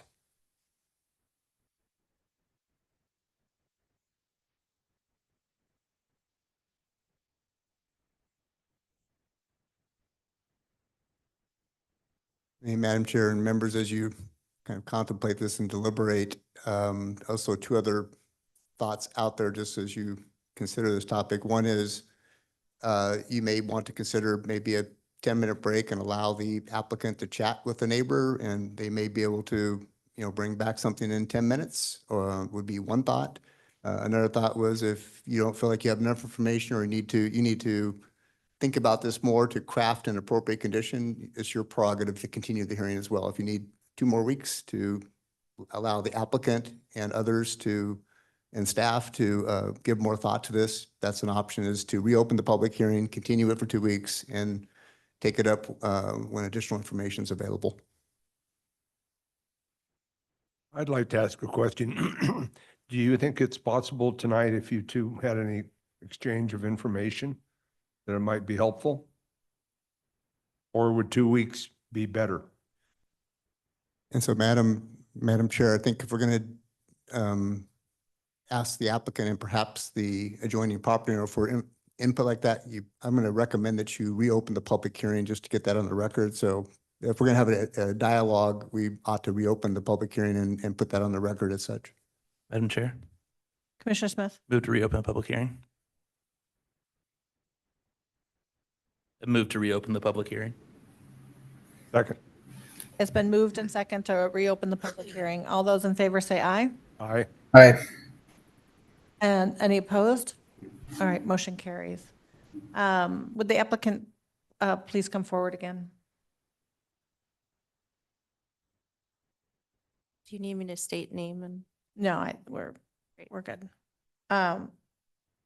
So the concerns from the neighbor is flooding and cross-access for both pedestrian and vehicle. The city wants those stubbed in because the entire street's gonna have cross-access someday, and maybe never if she decides not to move, but, to have that infrastructure in now. So you might not be in a position to be able to answer some of these because you mentioned that you have to talk to a civil engineer, but any quick thoughts about how you might be able to be a good neighbor to the property owner to the south? Yeah, I do. I think I think there are mutual concerns from both. I don't want residents from this property encroaching or even providing a threatening presence, anything like that. I think what we would like to do, if the neighbor is amenable, is to work to understand how do we provide an appropriate degree of security with a fence, with plantings per the perimeter buffer requirements that are in that condition anyway. We, honestly, as a design team, the cross-access easement doesn't make sense to us. So I would love that requirement removed, honestly.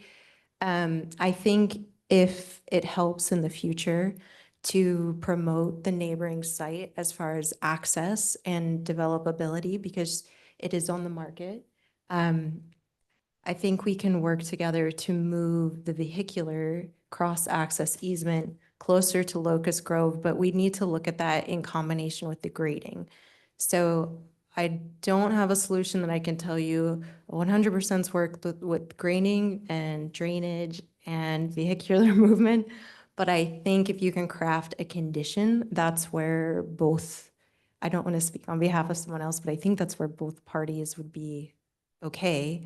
And we can certainly work on what the fence and what the screening is. I'm not sure how you condition, a mutual working together with a neighbor, in your report. But it's my intention to do that. Okay. Commissioners, any other questions for the applicant? No. Commissioner Smith? Thank you. And I'll let staff also comment on this, correct me if I'm wrong. From the past, I've been told that, it's hard to condition working together on Yeah. something. And so to my mind, what seems more appropriate, and this is a question of this is amenable or if we're, if this is feasible, is to continue to the next meeting for the explicit purpose of addressing that southern boundary. I feel like that could allow you, the applicant, the southern neighbors, staff to all kind of hopefully find time to work together to address those concerns, ideally in the next 2 weeks, and then come back and present just on that specific issue. Would that be amenable? Is that feasible on your timelines? Does that seem like something that could be addressed in the 2 weeks? I'd like to confer with a couple in the audience. Is that Okay. acceptable?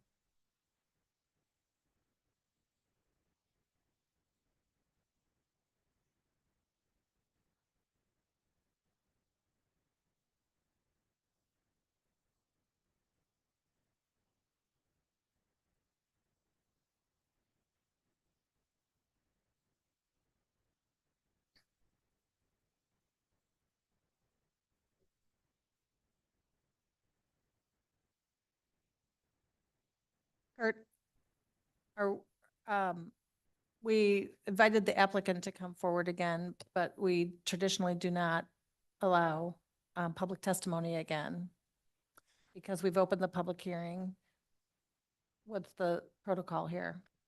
Yeah, Madam Chair, so we've reopened the public hearing, as you mentioned, our typical process, and our notices say as much as we allow the applicant to testify first. We allow public testimony. We allow the applicant to provide final comments and rebuttal. That's our guidelines, so to speak, but as chairperson, you have some discretion. So if you wish to reopen or speak or hear from the southern property owner, that is your prerogative as chair. You're not required to do so, but you may as chairperson.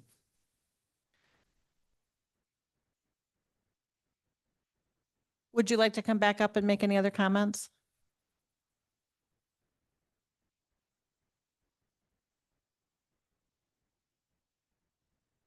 Lindsay Wetchy at 185 South Locust Grove. I don't think any amount of talking between me and the applicant is going to make a difference. Me and the applicant are both in agreement that we don't want the crosswalk there. So the conversation that needs to happen is not between me and the applicant. Madam Chair. Commissioner Smith? Do you believe that if this were continued, that conversation potentially between the applicant and staff could help resolve some of those concerns or address those concerns? I can't speak on behalf of the staff and the applicant. That's, I guess I'll rephrase. Is that when you say the conversation doesn't need to happen between you and the applicant, is that the conversation that you imagine as the alternative likely happen? And you don't have to. What I'm saying is, me and the applicant are already in agreement Okay. that the crosswalk should not be there. I don't know if any of you have older children, but if you have a crosswalk that leads to a fence, the kids will say, "Ooh, yay, this is fun. Let's try to jump the fence right here." And putting just a visual boundary is a joke. And it doesn't matter at what point you put it. I just have a pasture in front of my house. It does not provide any protection at any point. Okay, thank you. Thank you.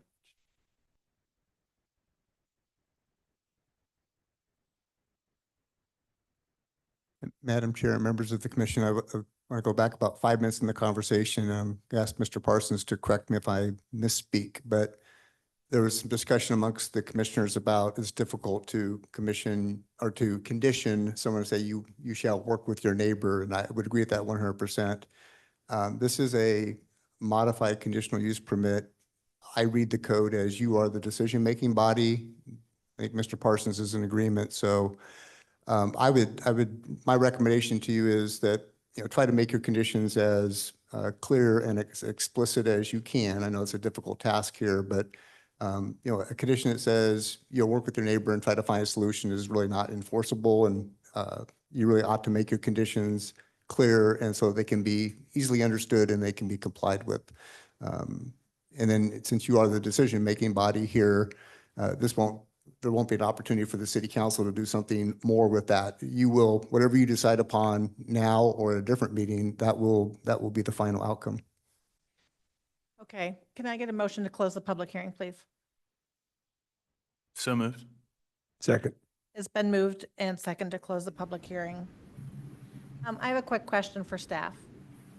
So let's pretend we're in the way future, and she mentioned that her parcel is up for sale, and you have conditioned that to be cross-access and most likely commercial. Can you require that developer or property owner to do the cross-access at that time at the future development as opposed to the current development? Because you said you had no way of enforcing it if we don't do it now. That is correct.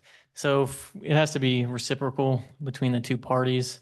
And since this is the property that's redeveloping currently, they would need to establish that cross access. So in the future, we can enforce it on the property to the south as well to reciprocate that cross access. So there is a cross access agreement between the two property owners. That is correct.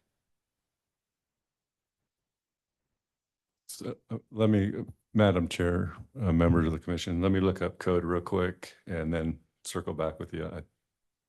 On at least, so for Nick is absolutely correct. If with this CUP, we have to get cross access from the applicant or that owner. When she develops or whoever develops the property adjacent reciprocates, or it's done that way. In this case, I don't know how much reciprocation is going to be because all the access is on this property. So basically this property owner is giving them the right to use or the multifamily property owner's access point, unless they work something out and they move it and they share it on the property line in the future, which is yet to be known yet. But in our landscape ordinance, there is a requirement for commercial developments to provide access, pedestrian access to residential developments. Now, that's where I want to try to see if we can see how the code can work, at least on the crosswalk here, and see if we can get something from that property in the future. So bear with me here as I look through code.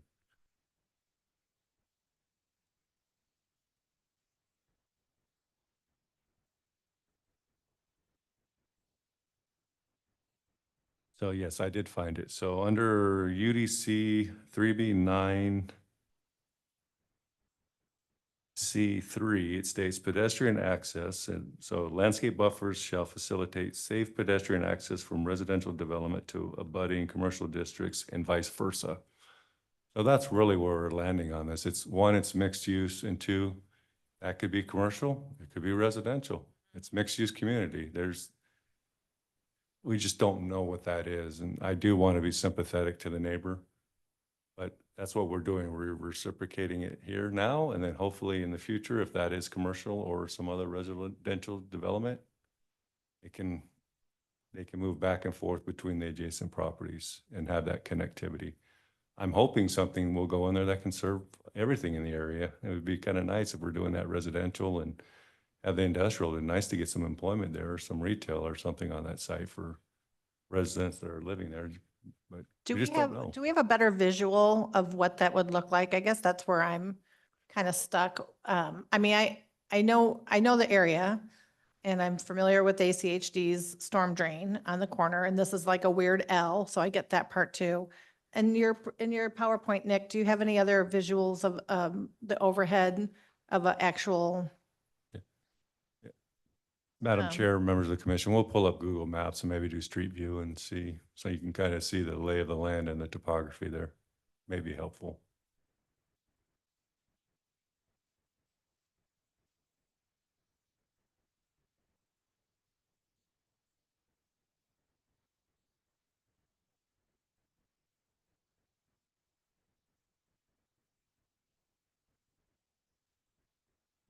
While Nick's pulling that up for you, I dealt with a similar situation off of Fairview, where there was a flex building that was constructed, and right behind it was a county subdivision.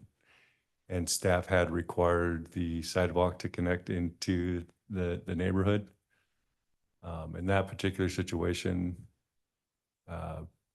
we put up a gate and a lock and locked it off until such time as something happens in that residential development. So just want you to know there are ways to try to minimize that, or I realize kids will be kids or people aren't always respectful, but again, I think there's some latitude that the commission can put some safeguards in place to at least hope minimize the impact to the adjacent residents. Okay, so based on this map that we're looking at, I see the driveway for the property off of Locust Grove. And then there's one to the south of it. So, or is your house the one all the way in the way back? The little gray one? Madam Chair, I think if we're gonna have like a dialogue like that, we'll have to ask we don't have to go back in time, but on a going forward basis, if we're gonna have, questions of, Right, we should have the person go to the podium. okay.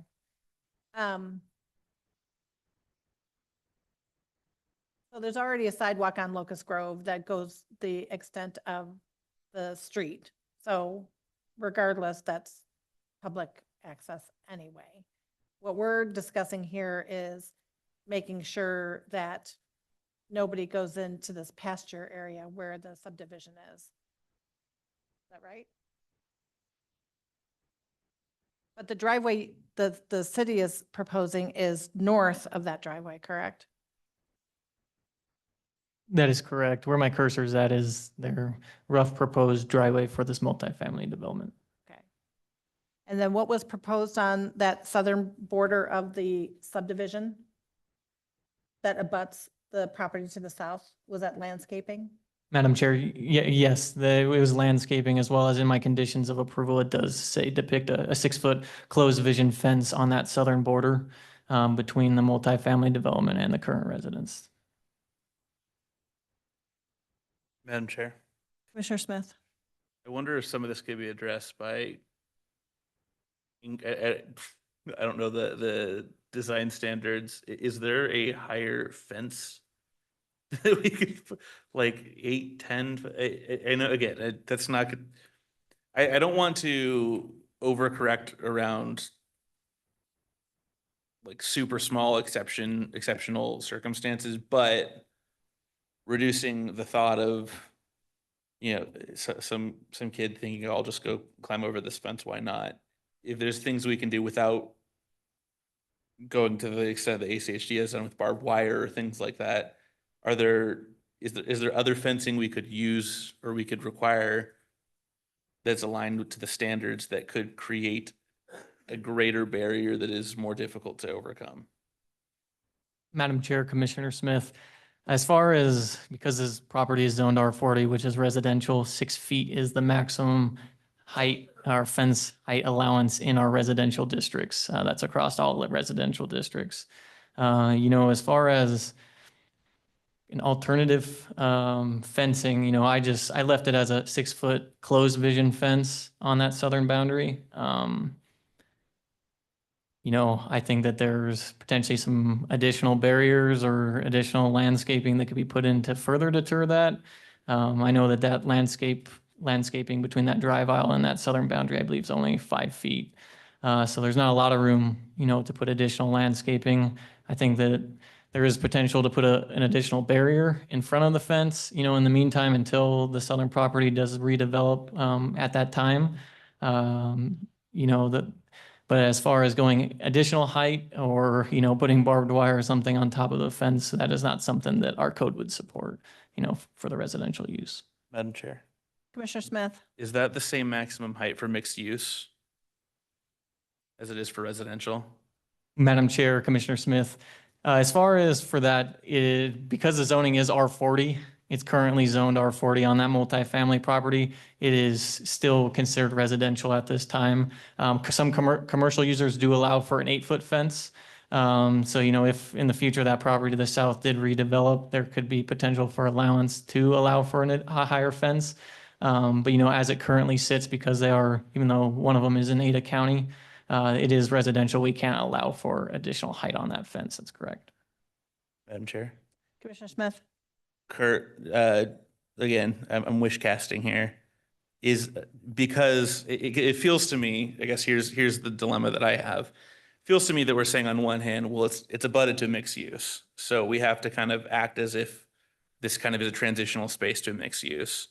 On the other hand, it's in our 40, so we can't create barriers that might be more appropriate in some mixed use areas because it's still in our 40.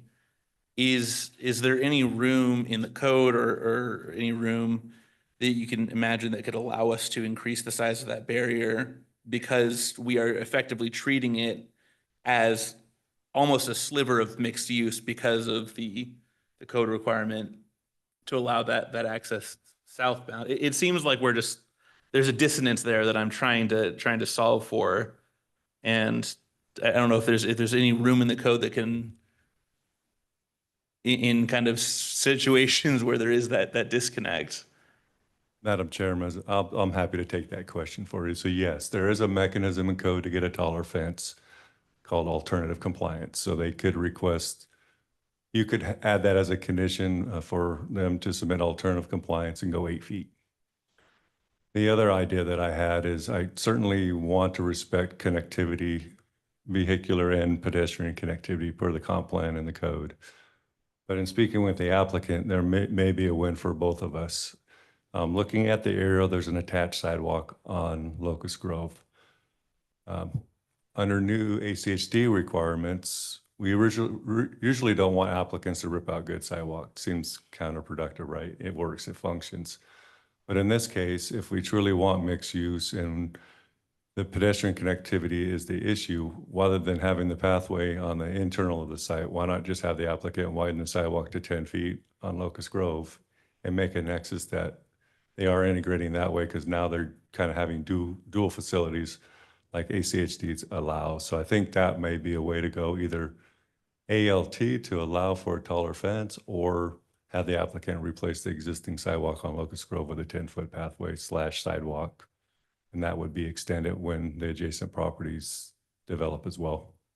Just a thought there for you. But I think that kind of gets you a win-win, not necessarily internal, and gives the resident some hope that she doesn't have to have a pathway stub to a fence, but still have that facility along the road and still tie in at some future date. Just something to think about for you. Yeah, that's a huge expense for the applicant, and it would be, it wouldn't be consistent because you'd only have their portion of Locust Grove to be a 10-foot pathway, then we'd go back down to whatever it is, 5 or 6 feet. But, I mean, what the applicant is proposing is a 6-foot fence between the southern boundary of the property with landscaping, which would not only limit the, it won't limit the visual completely because it's a 2-story building, but it would definitely be a buffer.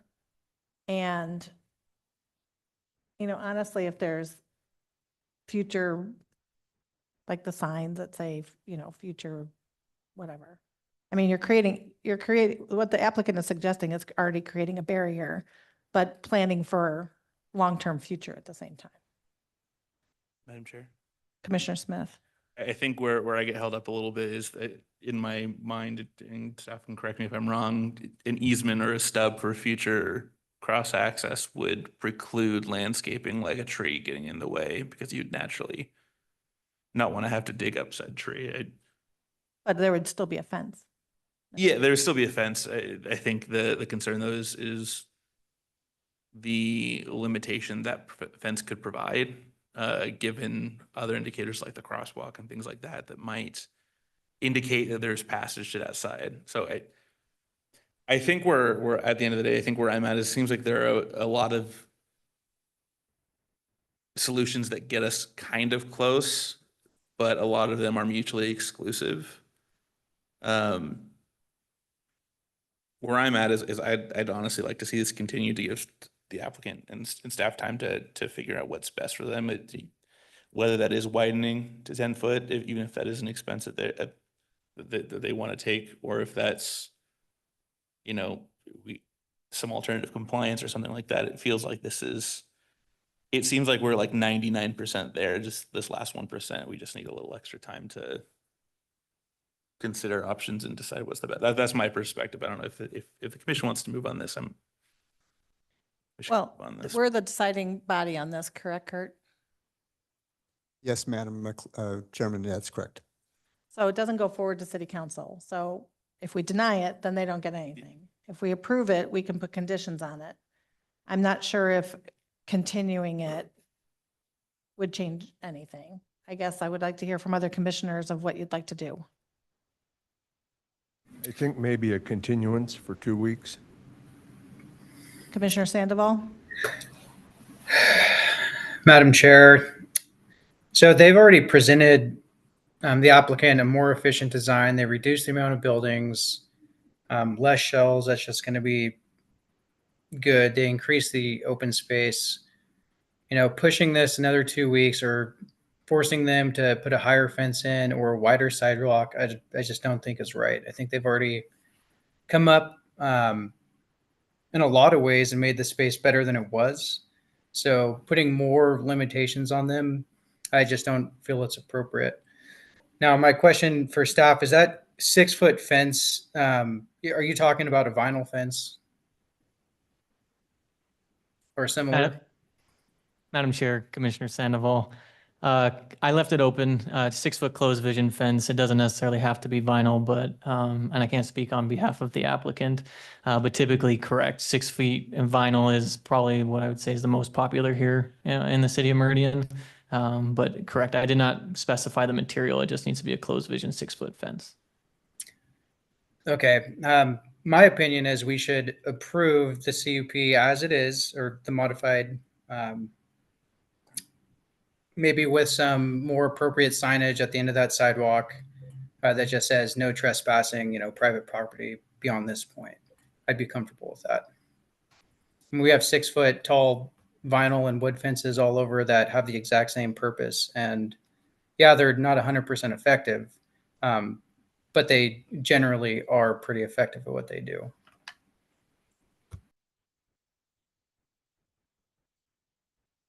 Madam Chair. Commissioner Smith? I think where I'm at is, I guess what I'm struggling to understand is the idea that this isn't going to change much. Regarding the application as a whole, sure, it's not going to change much, but it seems like in our discussion, we've identified half dozen different steps, whether that's moving the crosswalk, alternative compliance, widening the sidewalk, any of these other things that the applicant could do and seemed, based on public testimony, to be interested potentially in eliminating some of those cross-access requirements due to it making less sense to them. So it seems to me like, and on the whole, I agree, this is a great application and I would not be comfortable denying the application. However, it seems like we have some small changes that could go a very long way to ensuring that this development and this applicant is able to be the good neighbor that they clearly intend to be. And so I guess that's where I'm struggling with the idea that this wouldn't change much. In the past, we have continued other applications for things like streamlining a turnaround or an entrance exit for a driveway when the rest of the application seems very strong. So I think that's where I'm at I don't think it's going to change much, but the small changes that it would make, I think would go a long way to ensuring that Southern property owner feels safe in her home, does not feel forced out of her home, while also ensuring that we have the ability to make this property connect with future developments as needed. So I think that's just where I'm at. I ultimately support the overall application. I think there are just some marginal issues that need to be addressed before I'm comfortable casting an aye vote. I support that view. So Commissioner Smith, can you draw a motion? Yes, Madam Chair, and we'll shoot this one out and we will see. Madam Chair, after considering all staff, applicant, and public testimony, I move to continue file number, I'm sure this is correct. Commissioner Smith, I'm sorry to interrupt, but I'll have the clerk correct me if I'm remembering this, but I think we have closed the public hearing again. So if the motion is going to be to continue, we need to reopen the public hearing first, then you can make your motion to continue. But I think we have closed the public hearing again, yes? Right. We have closed the public hearing. That's So if you make a motion first to reopen the public hearing, and if you are if that motion is successful, you then could entertain the continuance, but you need to reopen first, please. Thank you, Kurt. I move that we reopen the public hearing. Second. It's been moved and second to reopen the public hearing. All those in favor say aye. Aye. Any no? Okay, so we've opened the public hearing, but don't we usually make motions during deliberation after the public hearing? Madam Chair, that's correct for typically, if you're going to take action in this instance, this would be the exception in the sense that in this instance, the action would be to continue the hearing. So if the hearing's already been closed, you can't continue it. So we have to reopen it to continue it. So I guess this would be the exception to the rule. Madam Chair, Commissioner Smith? after considering all staff, applicant, public testimony, I move to continue file number MCU-2024-001 to the hearing date. Apologies. That'd be Madam Clerk, do we have room on the next October? Madam Chair, yes, Fourth. October 3rd Third. would be the next Thursday. We could continue this to. to the hearing date of October 3rd in order to allow the applicant, staff, and the southern neighbor as appropriate to address whether a crosswalk is necessary at this time, to address other concerns regarding drainage and vehicular and pedestrian cross access, and to consider opportunities for alternative compliance or other means to address cross access concerns as deemed appropriate by staff and the applicant. Second that. It's been moved and second to continue the application for item number 2024-002. All those in favor say aye. Aye. Any noes? All right, motion carries to continue to October 3rd. Now I close the public hearing, correct? Or are we kind of done? I think by the fact that the Motion's motion, been done. the motion prevailed to continue the hearing, then that is satisfactory. You can, this item is concluded. You can move on to your last item tonight. Okay. All right, we have one item left.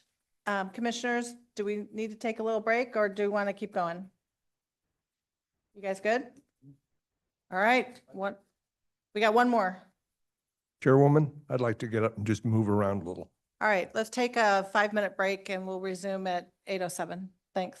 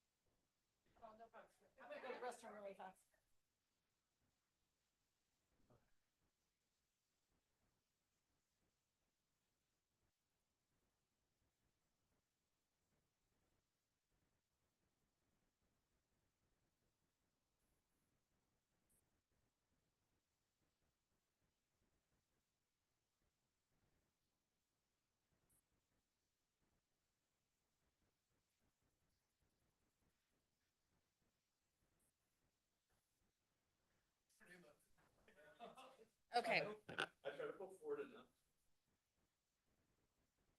I know, I'm scared.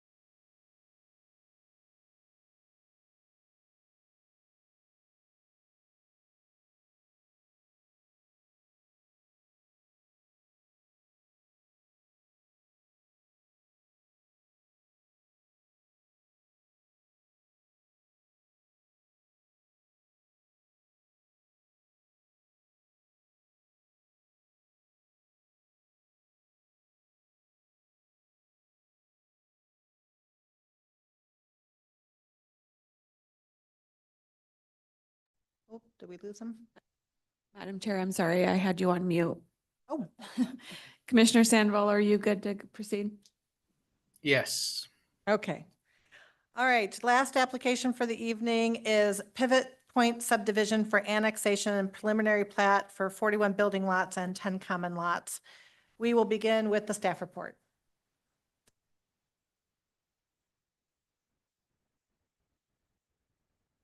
Thank you, Madam Chair and Commission. Item number 8 on the agenda is an annexation preliminary plat for Pivot Point subdivision. The applicant is requesting annexation zoning and preliminary plat to construct 41 single-family homes with 10 common lots on 7.9 acres at a gross density of 5.37 units per acre. The site consists of 7.98 acres of land currently zoned RUT in Ada County, located south of West Pine Avenue between North Black Cat Road and North 10 Mile Road. As shown on the screen, the current zoning is RUT, and the flume designation is R8 or medium density residential. Pivot Point currently neighbors 3 other R8 developments: Chesterfield subdivision to the east, Alexander Landing to the southwest, and Horse Meadows subdivision to the west. Alexander Landing and Horse Meadows subdivisions are both owned by KB Homes, which is the applicant on Pivot Point. Access is proposed via North Biltmore Avenue and West Quarter Horse Lane. Access off of West Pine Avenue via North Biltmore Avenue shall align with North Biltmore Avenue on the north side of Pine. ACHD found the alignment to not meet their policy, and this shall be revised with the submission of the final plat. A minimum of 15% of qualified open space is required to be provided with this development. The applicant is proposing 1.24 acres of common open space for the development, with 1.15 acres of this area as qualified open space, meeting the minimum requirements of 15%. There are 2 main open spaces proposed within Pivot Point: the linear open space along the Kennedy lateral and the open space located on Lot 19, Block 1. The largest central open space area is approximately 45,935 feet in size and is the largest usable open space within the project. Staff is recommending that Lot 2 of Block 1, as shown with the cursor on the screen, is removed to create more integrated open space. The placement of Lot 2, Block 1 creates an isolated parcel that abuts open space, a gravel road, and street landscape buffers. Additionally, the lot creates possible conflict points when having ingress and egress for the property owner. Due to these concerns, staff finds that UDC 11-3G-3-2B, open space shall be accessible and well connected throughout the development, is not being met. Additionally, staff is recommending the applicant provide a 5-foot paved micro pathway in Lot 19 of Block 1 to provide convenient access and pedestrian connectivity to Pine for the people living in the western portion of the subdivision. The property size of 7.98 acres requires a minimum of 2 points for the amenities. The applicant is proposing the following amenities worth 1 point: an outdoor fire ring, and the applicant is also proposing a pathway. However, the pathway does not meet the minimum requirement to qualify for a point. In order for the pathway to count towards the amenity, it shall be paved and landscaped in accord with the UDC and connect to North Biltmore Avenue and West Pine Avenue. If the irrigation district does not allow for these improvements within the easement, the applicant shall provide an additional qualifying amenity equal to 1 point or more with the final plat application. I did talk with the applicant earlier today, and she did notify me that they, if they cannot do the pathway, that they do have a tot lot that they will implement with the final plat to meet that minimum amenity requirement.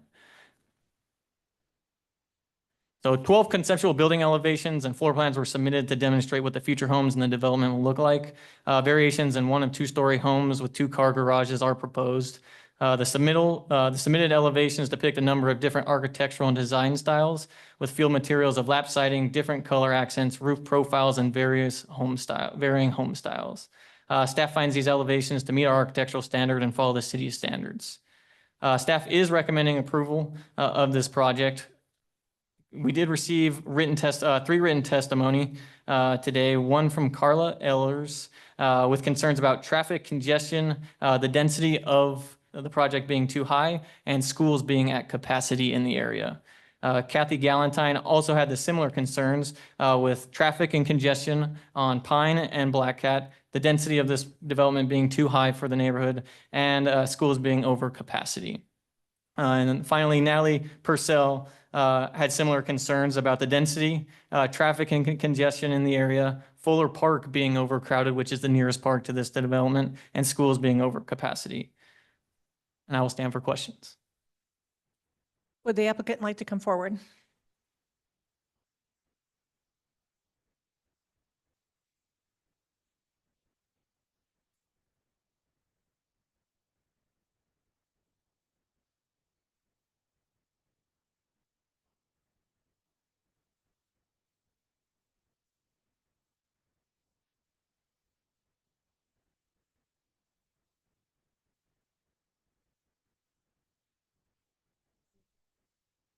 Is it up full screen?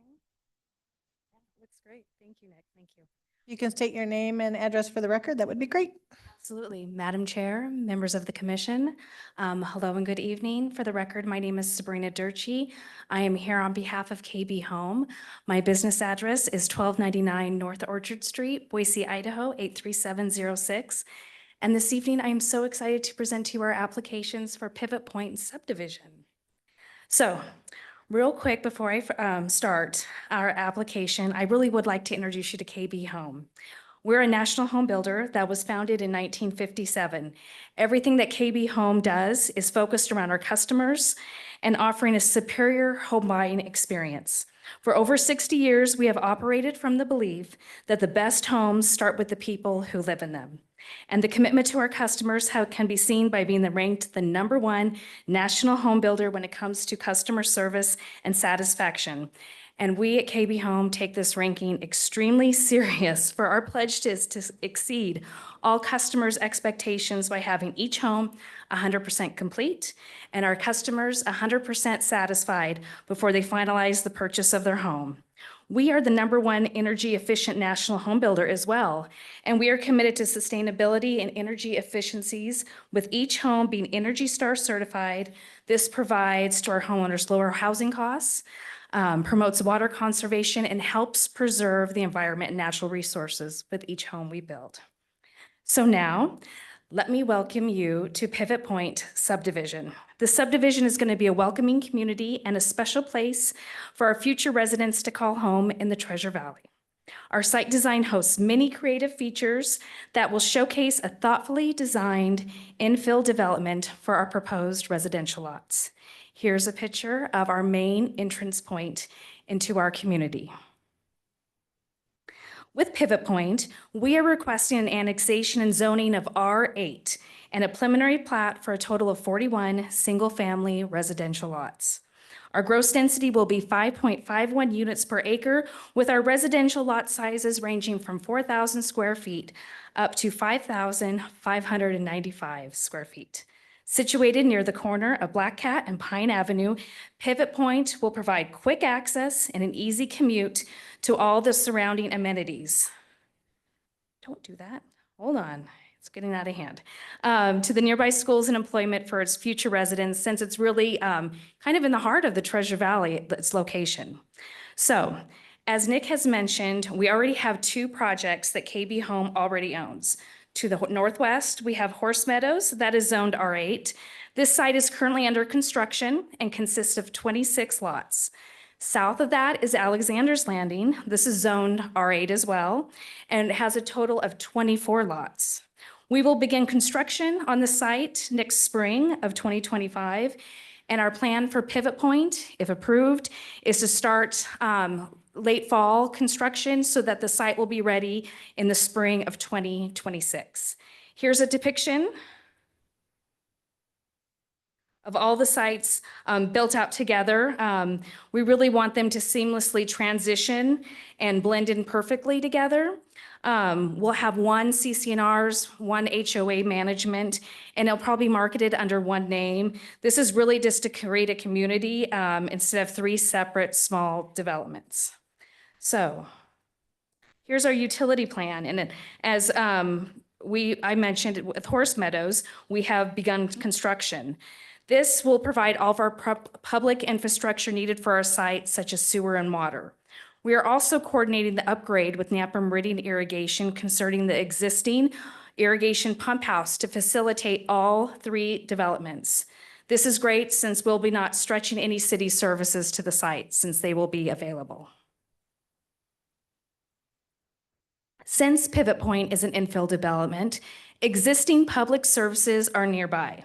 Elementary, middle, and Meridian High are all close, and as stated in the staff report, do have some capacity still left. I was told by your captain, Brandon Medica, I could be saying that wrong, I apologize, that both Fire Station number 2, located at 10 Mile, and Station number 6 on Overland will service this site. This area in the comp plan is slated for medium-density residential. We feel that Pivot Point captures the vision of the comp plan and the direction of the mayor of wanting infill development to be a priority. Based on this information and input from staff, we are requesting the R8 zone. Our largest customer segment is first-time homebuyers. The homes we build address the significant need in many of our markets, such as the Dresser Valley, to create additional housing that is affordable at median income levels.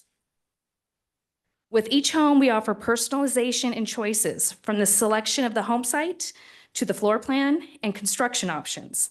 This allows the homeowners a build-to-suit option that works with their budget and, most importantly, their lifestyle. KB Home's motto is that we're built on relationships, and the most important relationship is with our customers. So before the foundation is poured or the first nail is set, we get to know our home buyer on a personal level, and together we design a personalized home around how they live day to day. Within Pivot Point, we're offering a variety of housing options that will range in size from approximately 1,200 square feet up to 2,800 square feet. And my marketing guys told me the house pricing is estimated, because it's in 2026, but we're going to be in the mid 300 range to the upper $500,000 range. Within each community KB Home builds, open usable space is extremely important, for it sets the foundation of our community's amenities, pathway, and interconnectivity that really makes our communities special. Here in Pivot Point, as Nick told you earlier, we have designated a total of 1.15 acres that equates to 15% usable open space.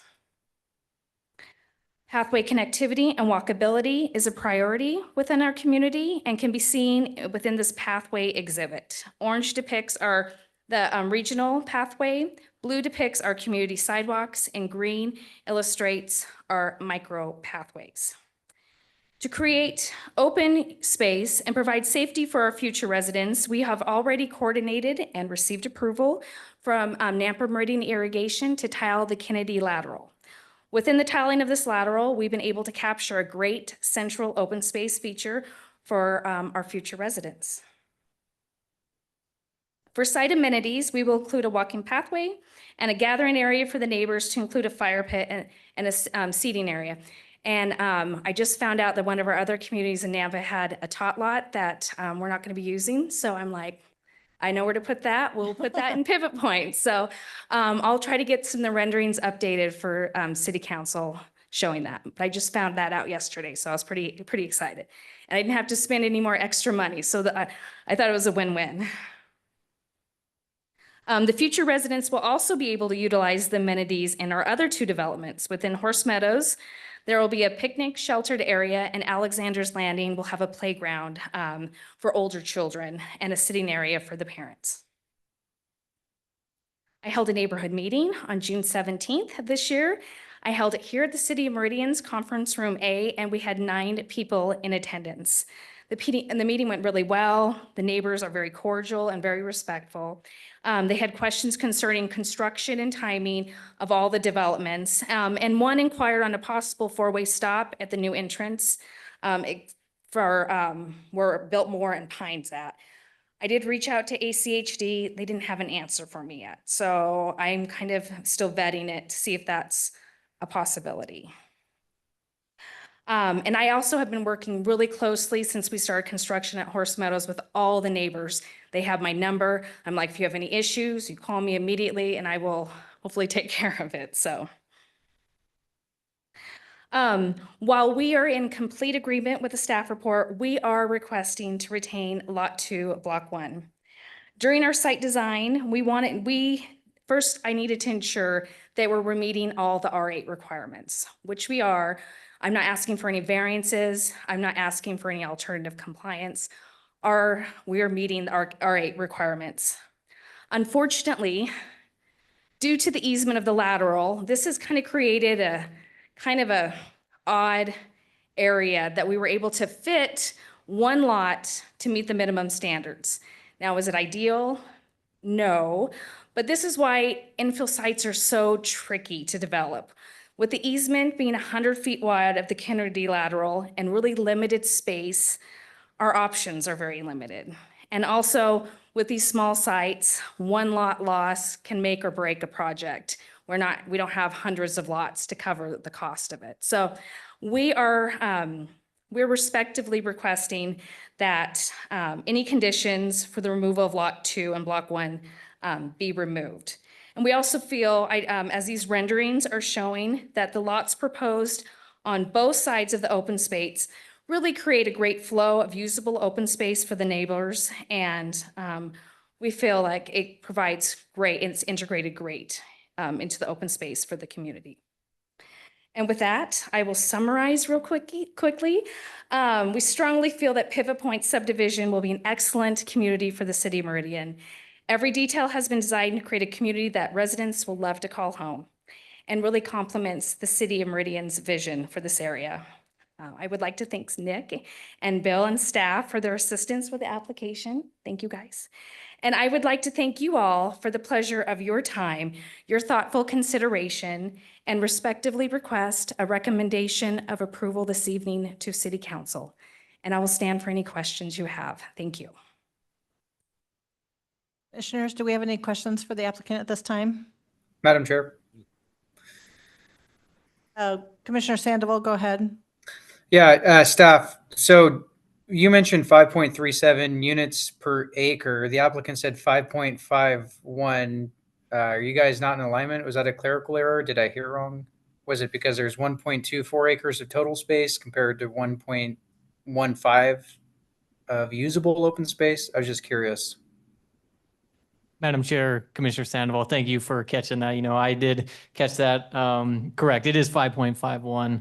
I misspoke as far as with this. We actually did change the annexation exhibit partway through this to incorporate more acreage because I had to go to the center line of Pine, and with that is where that is where the 5.37 came from instead of 5.51. So I apologize. Thank you for catching that.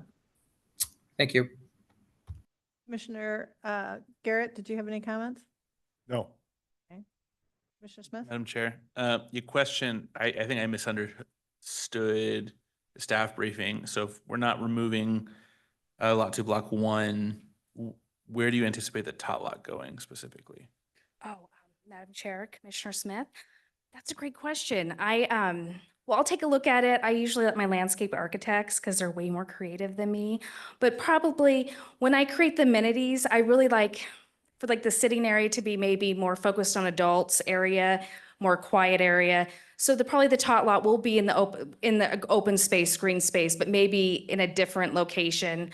I'll have to consider the road for public safety. So I'll take some of those items into consideration. Commissioner Smith, do you have a suggestion for me that I can take into? No, I was just curious. In my head, I see, I'm not a landscape designer by any. No, neither In my am head, I saw Lot 2, Block 1 as kind of the natural spot for a tot lot. So I was just curious. I think I maybe put my visual Sure. references on top of what staff was saying. And Sure, and maybe I'll maybe massage it, and we'll maybe move the tot lot where the fire pit's gonna be, and we can move it a different area. I just really concerned about safety for the kids. I don't like them really up close to the road. So we'll dial in a good spot that'll look great as well, so. I did have a question in regard to the lateral. So you got permission to tile it in, and what kind of coverage will be on top of it? Is that going to be are they allowing you to do a paved path, or is that going to be gravel? Madam Chair, that's a great question. I actually was with Nampa Meridian today at their shop, and they said they would be happy if we paved it. So whatever the standards that the city has, I'll ensure that we meet those. And based on your renderings as well, all of the lots that face the open space, are they going to be open fences like we see in your Yes. rendering? Yeah, Madam Chair, correct. That is per your code, so we are required to do that. Okay, so a homeowner couldn't change it for whatever reason? No. Yes. That's based on, and Bill could correct me, for public safety and kind of eyes on the area. So yes. It'll be disclosed to the homeowners that it has to be wrought Stay that iron way. open. Yes. Okay, thank you. Yes. All right, thank you very much. Thank you. Madam Clerk, do we have anybody to testify? Madam Chair, no one has signed up. Anybody in chambers? Nope. You're good? All right, can I get a motion to close the public hearing? So moved. Second. It's been moved and second to close the public hearing. All those in favor say aye. Aye. There are no no's, so motion carries.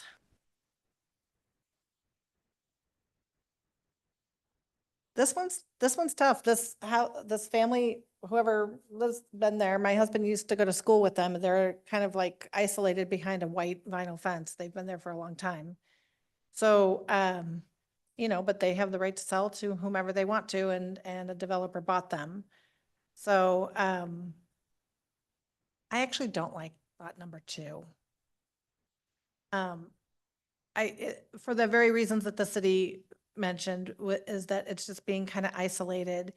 It's the flow of the subdivision is lovely. Your renderings are amazing as far as your graphics are concerned, but that one house just kind of sitting to the side. I wonder if there's a way you can look at your preliminary plat and maybe, where your fire pit is, to put a house there, and then move your fire pit to where lot number 2 is, so that your open space has more connectivity and consistency for that whole area. I'm not going to deny it just based on that, but I mean, as far as aesthetics are concerned, and what the city would like to see as far as that open space, to have that whole area just open instead of that one house, I think would just make it more consistent. I understand that the people who have written in are concerned about density in that area, but it's always been slated for medium residential. I live at Black Carrot and Cherry. I'm right there. I'm in the Mill Iron subdivision. We have 62 houses in our little circle. All about the same size. We go from about 1,200 square feet to about 3,800 square feet. So it's not too much bigger or smaller, but it seems to be a right fit for that area. I do hope if, when the time comes, the Morrill family lives in the old Roosevelt schoolhouse that's in front of Horse Meadow. I think that's Horse Meadow, right off a Quarter Horse. That school's been there since the late 1800s. And it has been a school, of course, and now it's a personal residence, and they have an acre, maybe 2, but you are surrounding them. And original renderings I saw knock that building down and just put more houses up. And that would be a huge detriment to our community as Meridian, because if we lose the things that brought us to be Meridian, then we lose our identity and we're just anywhere USA. But with that said, that's not your problem, because they're still living there and they're not selling at this point in time. I'll have to give her a call and encourage her to keep it a single family home. So with that, I like your application. I'm just not a big fan of lot number 2. Madam Chair. Commissioner Smith? I got to echo where you're at. I don't think it's a deal breaker for me either way. In my head, it almost feels like it should be on the other side of the pathway, adjacent to the other houses that are there, and that might make more sense. But obviously, I'm sure there are reasons that it was it was put on its own. I'm sure there are other restrictions that prevent that from being something that's feasible. I'm kind of inclined to stick with the staff report, but I don't, again, if that's that's something the other commissioners want to change, I'm not going to suddenly oppose it. I think it's a good project overall. I think it's a small marginal kind of disagreement, maybe of taste, maybe of appropriateness. I'm not sure, but yeah, I think overall it's great. Madam Chair? Commissioner Sandoval? Yeah, I like the project overall. I do agree with staff on Lot 2, Block 1. I think taking that out and making that open space just one block just makes a lot more sense. So I'm in favor of moving forward with staff recommendation. All right, well, I can take a motion with that condition. Madam Chair? Commissioner Smith? After considering all staff applicant and public testimony, I move to recommend approval to the City Council, file number H-2024-0029, as presented in the staff report for the hearing date of September 19th, 2024, with no modifications. I second. It has been moved and second to approve Pivot Point. Oh, I lost my notes. One second. As to approve, from the motion at least, is to approve Pivot Point, or to recommend approval of Pivot Point Recommend Pivot Point. with the subdivision. removal of Block 2. The removal of Block 2 to City Council. All those in favor say aye. Aye. Aye. Any noes? Motion carries. Okay, I'll take one more motion. Chair, move to adjourn. Second. It's been moved and second to adjourn. All those in favor say aye. Aye. Aye. Opposed? Meeting adjourned. Thank you.